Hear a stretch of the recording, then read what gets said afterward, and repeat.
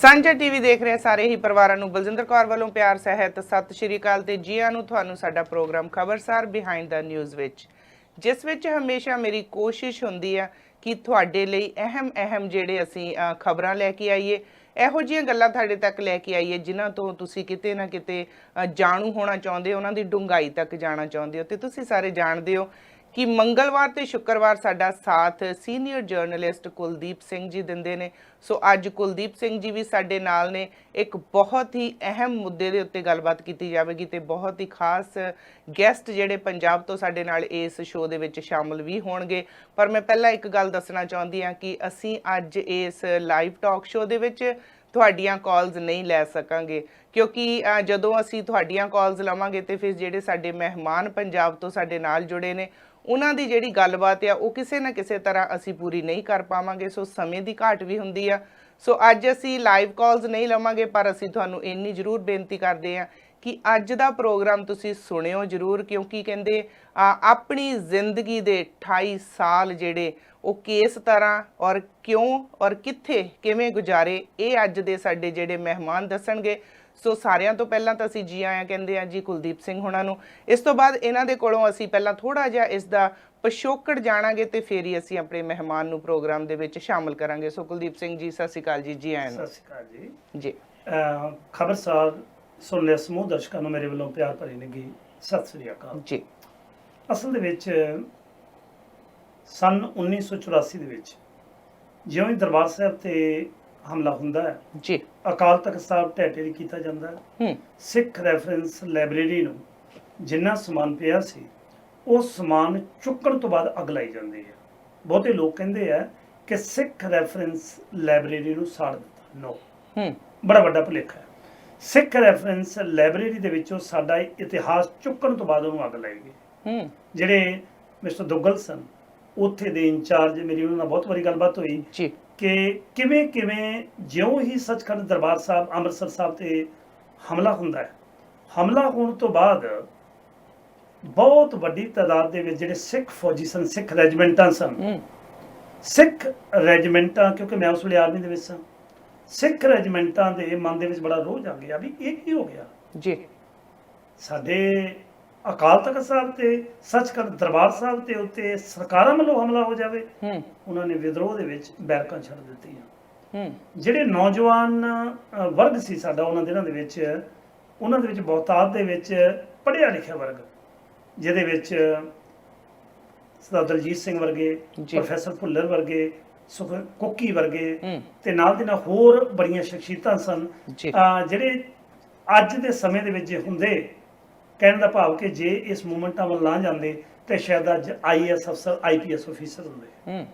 पर समय दे हालात और अंदर दी जिहड़ी भावना सी, अंदर दा जिहड़ा दुख सी कि श्री गुरु ग्रंथ साहिब महाराज जी दे सरूपां दे उत्ते गोलियां लगियां, दरबार साहब अमृतसर साहब दी परिक्रमा दे विच चारे पासे गोले सुटे गए, हरेक सिख दा बलुंदरा जिहड़ा हिरदा सी बलुंदरा गया। मैनूं चेते है, भावें मैं इत्थे नहीं सां, पर 1984 दे विच वैनकूवर दे विच ते टोरंटो दे विच ते लंडन दे विच बड़े वड्डे कौंसलेट जनरल दे सामने मुजाहरे होए सन। और उन्हां मुजाहरियां दे विच मेरा ख्याल है पहला मौका सी इस सदी दा कि इन्नी वड्डी तादाद दे विच सिख बाहर निकले होण विद्रोह दे विच। उस विद्रोह दे विच होर बहुत सिख सन जिन्हां ने मन दे विच रोह सी कि ये होया कि, और जिहड़े हुण दो तरह दे सन लोक उदों, जिहड़े तां उस वक्त सरकारां ने खरीद लै, जिहड़े अपने आप नूं वेच गए, सौखे शब्दां 'च मैं कहां जिहड़े विक गए वो सरकारां दी झोली 'च पै गए। अज श्रोमणी कमेटी दे वड्डे वड्डे अहुदियां दे उत्ते विराजमान ने, उन्हां दे विचों बहुते लोक ने जिहड़े मिनिस्ट्रियां दे विच भी शामिल ने, उन्हां चों बहुते लोक सन जिहड़े बाहर विदेशां दे विच आ गए। बाहर विदेशां 'च आ के भुल गए कि साडे जिहड़े महान वो जरनैल ने, वो सिख ने जिन्हां ने संघर्ष विढ़िया सी, उन्हां नाल की बीत रिहा। बहुतिआं दे विचों जेलां दे विच उन्हां नूं ਚੱਕੀਆਂ ਦੇ ਵਿੱਚ ਰਹਿ ਕੇ ਆਪਣੇ ਜੀਵਨ ਨੂੰ ਕਿਸ ਦਸ਼ਾ ਦੇ ਵਿੱਚ ਬਦਲਣਾ ਪਿਆ, ਉਹਦੀ ਇੱਕ ਉਦਾਹਰਨ ਸਾਡੇ ਕੋਲ परम सत्कारयोग शख्सियत साडी कौम दी, साडी पंथ दी भाई लाल सिंह अकालगढ़ ने। अज आपां उन्हां नाल गलबात करदे हां ते उन्हां दे जीवन दे ਸੰਘਰਸ਼ ਬਾਰੇ ਆਪਾਂ ਗੱਲਬਾਤ ਕਰਾਂਗੇ ਜੀ। ਜੀ ਜੀ। ਸਾਡੇ ਨਾਲ ਇਸ ਵਕਤ ਸਤਿਕਾਰਯੋਗ ਲਾਲ ਸਿੰਘ ਜੀ ਅਕਾਲਗੜ੍ਹ ਨੇ, ਸੋ ਉਹਨਾਂ ਨੂੰ ਜੀ ਆਇਆਂ ਕਹਿੰਦੇ ਆ। ਭਾਈ ਸਾਹਿਬ ਜੀ, ਸਾਂਝਾ ਟੀਵੀ ਤੇ ਤੁਹਾਨੂੰ ਜੀ ਆਇਆਂ ਨੂੰ ਜੀ। ਵਾਹਿਗੁਰੂ ਜੀ ਕਾ ਖਾਲਸਾ, ਵਾਹਿਗੁਰੂ ਜੀ ਕੀ ਫਤਿਹ ਜੀ। ਵਾਹਿਗੁਰੂ ਜੀ ਕਾ ਖਾਲਸਾ, ਵਾਹਿਗੁਰੂ ਜੀ ਕੀ ਫਤਿਹ ਜੀ। ਹਾਂਜੀ ਭਾਈ ਸਾਹਿਬ ਜੀ, ਸਭ ਤੋਂ ਪਹਿਲਾਂ ਤਾਂ ਇਸ ਗੱਲ ਦੀ ਖੁਸ਼ੀ ਹੈ ਕਿ ਬੜਾ ਲੰਮਾ ਸਮਾਂ ਸੰਘਰਸ਼ ਦੇ ਵਿੱਚ ਰਹਿਣ ਕਰਕੇ, ਭਾਵੇਂ ਥੋੜਾ ਸਮਾਂ ਤੁਸੀਂ ਇੱਕ ਵਿਦਰੋਹ ਦੇ ਵਿੱਚ ਆਏ ਸੋ, ਪਰ ਉਹਦੇ ਕਾਰਨ ਤੁਹਾਨੂੰ ਬੜਾ ਲੰਮਾ ਸਮਾਂ ਉਹਦੀ ਸਜ਼ਾ ਭੁਗਤਣੀ ਪਈ, ਕਿਉਂਕਿ ਤੁਸੀਂ ਵਿਕੇ ਨਹੀਂ, ਤੁਸੀਂ ਆਪਣੇ ਆਪ ਨੂੰ ਵੇਚਿਆ ਨਹੀਂ। ਤੁਸੀਂ ਕਿੰਨਾ ਲੰਮਾ ਸਮਾਂ ਜੇਲ੍ਹ ਦੇ ਵਿੱਚ ਰਹਿ ਕੇ ਆਏ ਹੋ, ਕਦੋਂ ਗਏ ਤੇ ਤੁਹਾਡੇ ਉੱਤੇ ਕੇਸ ਕਿਹੜਾ ਸੀ ਜਿਹਦੇ ਕਰਕੇ ਤੁਹਾਨੂੰ ਜੇਲ੍ਹ ਦੇ ਵਿੱਚ ਭੇਜਿਆ ਗਿਆ ਜੀ? ਮੈਂ ਜੀ ਸਨ 16 ਜੁਲਾਈ 1992 ਨੂੰ ਜੀ ਬਾਂਦਰਾ ਰੇਲਵੇ ਸਟੇਸ਼ਨ ਮਹਾਰਾਸ਼ਟਰ ਚ ਅਰੈਸਟ ਹੋਇਆ ਸੀਗਾ ਜੀ। ਤੇ 1992 ਤੋਂ ਲੈ ਕੇ ਤਕਰੀਬਨ 2000 ਤੱਕ ਮੈਨੂੰ ਅਹਿਮਦਾਬਾਦ ਜੇਲ੍ਹ ਗੁਜਰਾਤ ਵਿੱਚ ਰੱਖਿਆ ਗਿਆ, ਕਿਉਂਕਿ ਜਦੋਂ ਮੇਰੀ ਰੈਸਟ ਹੁੰਦੀ ਆ, ਰੈਸਟ ਹੋਣ ਤੋਂ ਬਾਅਦ ਕੁਛ ਹਥਿਆਰ ਆ ਜੋ ਰਿਕਵਰ ਹੋਏ ਸੀ ਉਹ ਅਹਿਮਦਾਬਾਦ ਤੋਂ ਹੋਈ ਸੀ, ਤੇ ਉੱਥੇ ਫਿਰ ਮੇਰੇ ਤੇ ਕੇਸ ਬਣਿਆ ਸੀਗਾ ਤੇ ਉਹ ਕੇਸ ਮੇਰੇ ਤੇ ਚੱਲਿਆ, ਜੋ ਤਕਰੀਬਨ 4.5 ਸਾਲ ਲਗਾਤਾਰ ਜੇਲ੍ਹ ਦੇ ਵਿੱਚ ਚੱਲਦਾ ਰਿਹਾ। ਤੇ 1 ਜਨਵਰੀ 1997 ਚ ਉਹ ਕੇਸ ਦਾ ਫੈਸਲਾ ਹੋਇਆ ਜੀ, ਜਿਹਦੇ ਆਰਮਡ ਐਕਟ 'ਚ ਮੈਨੂੰ 10 ਸਾਲ ਸਜ਼ਾ ਹੋਈ ਤੇ ਟਾਟਾ ਅਧੀਨ ਜੋ ਉਸ ਵੇਲੇ ਇੱਕ ਕਾਨੂੰਨ ਬਣਾਇਆ ਹੋਇਆ ਸੀ, ਉਹ ਟਾਟਾ ਲਾਉਂਦੇ ਸੀ, ਟਾਟਾ ਦੇ ਵਿੱਚ ਮੈਨੂੰ ਲਾਈਫ ਸੈਂਟੈਂਸ ਉਮਰ ਕੈਦ ਦਿੱਤੀ ਗਈ, ਜਦ ਕਿ ਮੇਰੇ ਤੇ ਕੋਈ 302 ਜਾਂ 307 ਦਾ ਪਰਚਾ ਨਹੀਂ ਸੀ, ਲੇਕਿਨ ਫਿਰ ਵੀ ਮੈਨੂੰ ਉਮਰ ਕੈਦ ਦੀ ਸਜ਼ਾ ਹੋਈ ਜੀ। ਇਹਦੇ ਵਿੱਚ ਭਾਈ ਲਾਲ ਸਿੰਘ ਜੀ, ਆਰਮਜ਼ ਐਕਟ ਦੇ ਵਿੱਚ 10 ਸਾਲ ਦੀ ਸਜ਼ਾ ਹੈ, ਤੁਹਾਨੂੰ ਉਮਰ ਕੈਦ ਦੀ ਸਜ਼ਾ ਹੋਈ। ਉਮਰ ਕੈਦ ਦੇ ਵਿੱਚ ਤਾਂ 13-14 ਸਾਲਾਂ ਬਾਅਦ ਰਿਹਾ ਹੋ ਜਾਂਦੇ ਨੇ, ਤੁਹਾਨੂੰ ਇੰਨਾ ਲੰਮਾ ਸਮਾਂ ਕਿਉਂ ਲੱਗਾ? ਇਹ ਜੀ ਉਮਰ ਕੈਦ ਦੀ ਤੇ ਜੋ ਇੰਡੀਆ ਦੇ ਵਿੱਚ ਕੈਟਾਗਰੀ ਨੇ 10 ਸਾਲ ਤੇ ਵੀ ਰਿਹਾ ਹੁੰਦੇ ਆ, 12 ਸਾਲ ਤੇ ਵੀ ਛੱਡੇ ਗਏ, 14 ਸਾਲ ਚ 14 ਸਾਲ ਉਹ ਤੋਂ ਕਟਾਏ ਜਾਂਦੇ ਸੀ, ਜਿਹੜਾ ਕਿ ਬਹੁਤ ਜ਼ਿਆਦਾ ਹਾਰਡ ਕ੍ਰਿਮੀਨਲ ਹੋਵੇ। ਤੇ ਆਪਣੇ ਪੰਜਾਬ ਦੇ ਵਿੱਚ ਵੀ ਉਹਨਾਂ ਦੇ ਕੇਸ ਵਾਲੇ ਬੰਦੇ ਸਾਰੇ 12 ਸਾਲ ਤੇ ਰਿਹਾ ਹੋ ਗਏ। ਕੋਈ ਜਿਹੜਾ ਡੈਥ ਪਲਾਂਟੀ ਤੋਂ ਲਾਈਫ 'ਚ ਆਇਆ ਹੋਵੇ ਉਹਨੂੰ 14 ਤੋਂ ਕਿਤੇ ਵੱਧ 2-3 ਸਾਲ ਲਗਾਏ, ਨਹੀਂ ਤਾਂ ਉਹਨਾਂ ਦੇ ਸਭ ਰਿਹਾ ਹੋ ਗਏ। ਪਰ ਪਤਾ ਨਹੀਂ ਮੈਨੂੰ ਕਿਉਂ ਗੁਜਰਾਤ ਸਟੇਟ ਦਾ ਕੇਸ ਸੀਗਾ। ਤੇ ਇੱਕ ਵੱਡੀ ਪ੍ਰੋਬਲਮ ਜੋ ਬਾਅਦ ਵਿੱਚ ਆਈ, ਜੋ ਰਾਜੀਵ ਗਾਂਧੀ ਕਤਲ ਕੇਸ ਵਿੱਚ ਜੱਜਮੈਂਟ ਸੁਪਰੀਮ ਕੋਰਟ ਨੇ ਦਿੱਤੀ ਸੀ ਵੀ ਜੋ ਟਾਟਾ ਦੇ ਕੇਸ ਆ ਸਾਰੇ ਸੈਂਟਰ ਅਧੀਨ ਫੈਸਲੇ ਹੋਣਗੇ, ਉਹਨਾਂ ਦੀ ਰਿਹਾਈ ਸੈਂਟਰ ਕਰੇਗਾ। ਉਸ ਤੋਂ ਬਾਅਦ ਸਾਡੇ ਸਾਰੇ ਕੇਸ ਤੇ ਸੈਂਟਰ ਚੱਲ ਗਏ ਤੇ ਸੈਂਟਰ ਦੇ ਵਿੱਚ ਅਪਰੋਚ ਕਰਨੀ ਜਾਂ ਸੈਂਟਰ 'ਚ ਆਪਣੀ ਪੈਰਵਾਈ ਕਰਨੀ ਬਹੁਤ ਮੁਸ਼ਕਲ ਆ, ਤੇ ਇਸ ਕਰਕੇ ਬਹੁਤ ਦੇਰ ਲੱਗੀ ਜੀ। ਓਕੇ, ਇਹਨਾਂ 28 ਵਰ੍ਹਿਆਂ ਦੇ ਵਿੱਚ ਜ਼ਿਆਦਾਤਰ ਕਿਹੜੀ ਜੇਲ੍ਹ ਦੇ ਵਿੱਚ ਤੁਹਾਨੂੰ ਸਮਾਂ ਗੁਜ਼ਾਰਨਾ ਪਿਆ ਜੀ? ਮੈਂ ਜੀ ਜਦੋਂ ਫੜਿਆ ਗਿਆ ਤਾਂ ਮੈਨੂੰ 3 ਮਹੀਨੇ ਘੱਟੋ ਘੱਟ ਮੇਰਾ ਰਿਮਾਂਡ ਚੱਲਿਆ, ਜੋ ਉੱਥੇ ਬੰਬੇ ਮੈਨੂੰ ਕੱਟਣਾ ਪਿਆ ਤੇ ਉਸ ਤੋਂ ਬਾਅਦ ਮੈਨੂੰ ਸ਼ਿਫਟ ਕਰਤਾ ਅਹਿਮਦਾਬਾਦ ਸੈਂਟਰ ਜੇਲ੍ਹ ਗੁਜਰਾਤ 'ਚ, ਜਿੱਥੇ ਮੈਂ 92 ਤੋਂ ਲੈ ਕੇ 99 ਦੇ ਅਖੀਰ ਤੱਕ ਜੋ ਕੇਸ ਦਾ ਫੈਸਲਾ ਹੋਇਆ ਤੇ ਮੈਂ ਉੱਥੇ ਹੀ ਰਿਹਾ। ਤੇ ਉਸ ਤੋਂ ਬਾਅਦ ਮੈਨੂੰ ਜੇਲ੍ਹ ਬਦਲੀ ਬੜੀ ਕੋਸ਼ਿਸ਼ ਕਰਕੇ ਕਰਵਾਉਣੀ ਪਈ ਤੇ ਮੇਰੀ ਮੈਂ ਜਲੰਧਰ ਆਇਆ, ਜਲੰਧਰ ਸਿਰਫ 4 ਮਹੀਨੇ ਰੱਖਿਆ ਤੇ ਮੈਨੂੰ ਫਿਰ ਬਾਅਦ ਵਿੱਚ ਸਿਕਿਉਰਿਟੀ ਜੇਲ੍ਹ ਨਾਭਾ ਵਿੱਚ ਸ਼ਿਫਟ ਕਰਤਾ, ਜਿੱਥੇ ਕਿ ਉਦੋਂ ਸਾਰੇ ਟਾਡਾ ਬੰਦੀ ਸਿੰਘਾਂ ਨੂੰ ਰੱਖਿਆ ਜਾਂਦਾ ਸੀ। ਤੇ ਤਕਰੀਬਨ ਮੈਂ 20 ਸਾਲ ਹੁਣ ਮੈਂ ਨਾਭਾ ਜੇਲ੍ਹ ਵਿੱਚ ਰਿਹਾ। ਓਕੇ, ਨਾਭਾ ਜੇਲ੍ਹ ਕਿਉਂਕਿ ਮੈਕਸਿਮਮ ਸਿਕਿਉਰਿਟੀ ਵਾਲੀ ਜੇਲ੍ਹ ਹੈ, ਉਸ ਜੇਲ੍ਹ ਦੇ ਵਿੱਚ ਜਿਹੜੇ ਹਾਰਡਕੋਰ ਕ੍ਰਿਮੀਨਲ ਨੇ ਉਹਨਾਂ ਨੂੰ ਰੱਖਿਆ ਜਾਂਦਾ, ਕਿਉਂਕਿ ਉਹਨਾਂ ਦਿਨਾਂ ਦੇ ਵਿੱਚ 1984 ਦੇ ਵਿੱਚ ਜਿਹੜੇ ਕੈਦੀ ਫੜੇ ਗਏ ਸਨ, ਭਾਵੇਂ ਆ ਜਗਤਾਰਾ, ਤਾਰਾ, ਖਵਾਰਾ, ਭਿਓਰਾ, ਇਹਨਾਂ ਜੇਲ੍ਹਾਂ ਦੇ ਵਿੱਚ ਨਹੀਂ, ਬਲਕਿ ਤਿਹਾੜ ਜੇਲ੍ਹ ਦੇ ਵਿੱਚ, ਜਿਵੇਂ ਪ੍ਰੋਫੈਸਰ ਦਵਿੰਦਰਪਾਲ ਸਿੰਘ ਭੁੱਲਰ ਸੀ, ਉਹਨਾਂ ਨੂੰ ਤਿਹਾੜ ਜੇਲ੍ਹ ਦੇ ਵਿੱਚ ਬੜਾ ਲੰਮਾ ਸਮਾਂ ਰੱਖਿਆ ਗਿਆ। ਸ਼ੁਰੂ ਦੇ ਵਿੱਚ ਜਦੋਂ ਤੁਹਾਨੂੰ ਫੜਿਆ ਗਿਆ, ਤੁਸੀਂ ਕਿਹਾ ਕਿ 3 ਮਹੀਨੇ ਤੁਹਾਡੀ ਇਨਵੈਸਟੀਗੇਸ਼ਨ ਹੋਈ, ਇਨਵੈਸਟੀਗੇਸ਼ਨ ਦੇ ਦੌਰਾਨ ਫਿਰ ਟਾਰਚਰ ਵੀ ਕਾਫੀ ਜ਼ਿਆਦਾ ਹੋਇਆ ਹੋਣਾ? ਹਾਂਜੀ, ਜੋ ਵੀ ਉਦੋਂ ਕਰ ਸਕਦੇ ਸੀ ਉਹ ਕਰਦੇ ਆ, ਜਿਹੜੇ ਕਹਿੰਦੇ 3rd ਡਿਗਰੀ ਟਾਰਚਰ, ਹੋਰ ਤੋਂ ਵੀ ਜੋ ਵੀ, ਉਹ ਤਾਂ ਜੀ ਪੁਲਿਸ ਦਾ ਕੰਮ ਆ ਜੀ। ਟਾਰਚਰ ਕੀਤਾ ਉਹਨੇ 3 ਮਹੀਨਾ ਪੂਰਾ ਆਪਣੀ ਪੁੱਛਗਿੱਛ ਕੀਤੀ ਤੇ ਉਸ ਤੋਂ ਬਾਅਦ ਫਿਰ ਕੇਸ ਰਜਿਸਟਰ ਹੋਇਆ ਮੇਰੇ ਤੇ। ਓਕੇ, ਪਰ ਇਹਦੇ 'ਚ ਭਾਈ ਲਾਲ ਸਿੰਘ ਜੀ ਤੁਹਾਡੇ ਉੱਤੇ ਤਾਂ ਕੋਈ ਵੀ ਇਸ ਤਰ੍ਹਾਂ ਦਾ ਮੁਕੱਦਮਾ ਨਹੀਂ ਸੀ, ਆਰਮਜ਼ ਐਕਟ ਸੀ। ਆਰਮਜ਼ ਐਕਟ ਦੇ ਵਿੱਚ ਤਾਂ 10 ਵਰ੍ਹਿਆਂ ਦੇ ਵਿੱਚ ਵਿਅਕਤੀ ਰਿਹਾ ਹੋ ਜਾਂਦਾ ਹੈ। ਹੋਰ ਕਿਹੜੀਆਂ ਧਾਰਾਵਾਂ ਲਾਈਆਂ ਕਿ ਕੋਈ ਆਰਮਜ਼ ਐਕਟ ਸੀ ਤੁਹਾਡੇ ਉੱਤੇ? ਨਹੀਂ, ਜਿਹੜਾ ਜੀ ਟਾਡਾ ਹੈ ਨਾ, ਟਾਡਾ ਦੇ ਵਿੱਚ ਫਿਰ ਮੈਨੂੰ ਨਹੀਂ ਲਾਈਫ ਕਰ ਦਿੱਤੀ, ਉਮਰ ਕੈਦ ਕਰ ਜੀ ਜੀ, ਓਕੇ, ਟਾਡਾ ਦੇ ਵਿੱਚ। ਅੱਛਾ, ਤੁਸੀਂ ਥੋੜ੍ਹਾ ਜਿਹਾ ਦੱਸੋ ਬਈ ਜਦੋਂ 1992 ਦੇ ਵਿੱਚ ਤੁਹਾਨੂੰ ਗ੍ਰਿਫਤਾਰ ਕੀਤਾ ਜਾਂਦਾ ਹੈ ਗੁਜਰਾਤ ਦੇ ਵਿੱਚ, ਜਿਹੜਾ ਰੇਲਵੇ ਸਟੇਸ਼ਨ ਹੈ ਉੱਥੋਂ, ਦਾਦਰ ਰੇਲਵੇ ਸਟੇਸ਼ਨ ਤੋਂ, ਤੇ ਇਹਦੇ ਵਿੱਚ ਉਸ ਤੋਂ ਪਹਿਲਾਂ ਤੁਸੀਂ ਕਿੱਥੇ ਸੋ? ਪਤਾ ਲੱਗਾ ਸੀ ਵੀ ਤੁਸੀਂ ਪਹਿਲਾਂ ਕੈਨੇਡਾ ਦੇ ਵਿੱਚ ਵੀ ਸੋ, ਉਸ ਤੋਂ ਬਾਅਦ ਕਿੱਥੇ ਗਏ ਜੀ? ਕੀ ਚੱਕਰ ਬਣਿਆ ਸਾਰਾ? ਇੰਡੀਆ ਕਿਵੇਂ ਪਹੁੰਚ ਗਿਆ ਸੀ? ਮੈਂ ਜੀ ਤਕਰੀਬਨ 1978 78 ਦੇ ਵਿੱਚ ਬਾਹਰ ਗ੍ਰੀਸ ਵਿੱਚ ਚੱਲ ਗਿਆ ਸੀ। ਉੱਥੇ ਮੈਂ ਸ਼ਿਪਾ ਵਿੱਚ ਕੰਮ ਕਰਦਾ ਸੀਗਾ ਜੀ।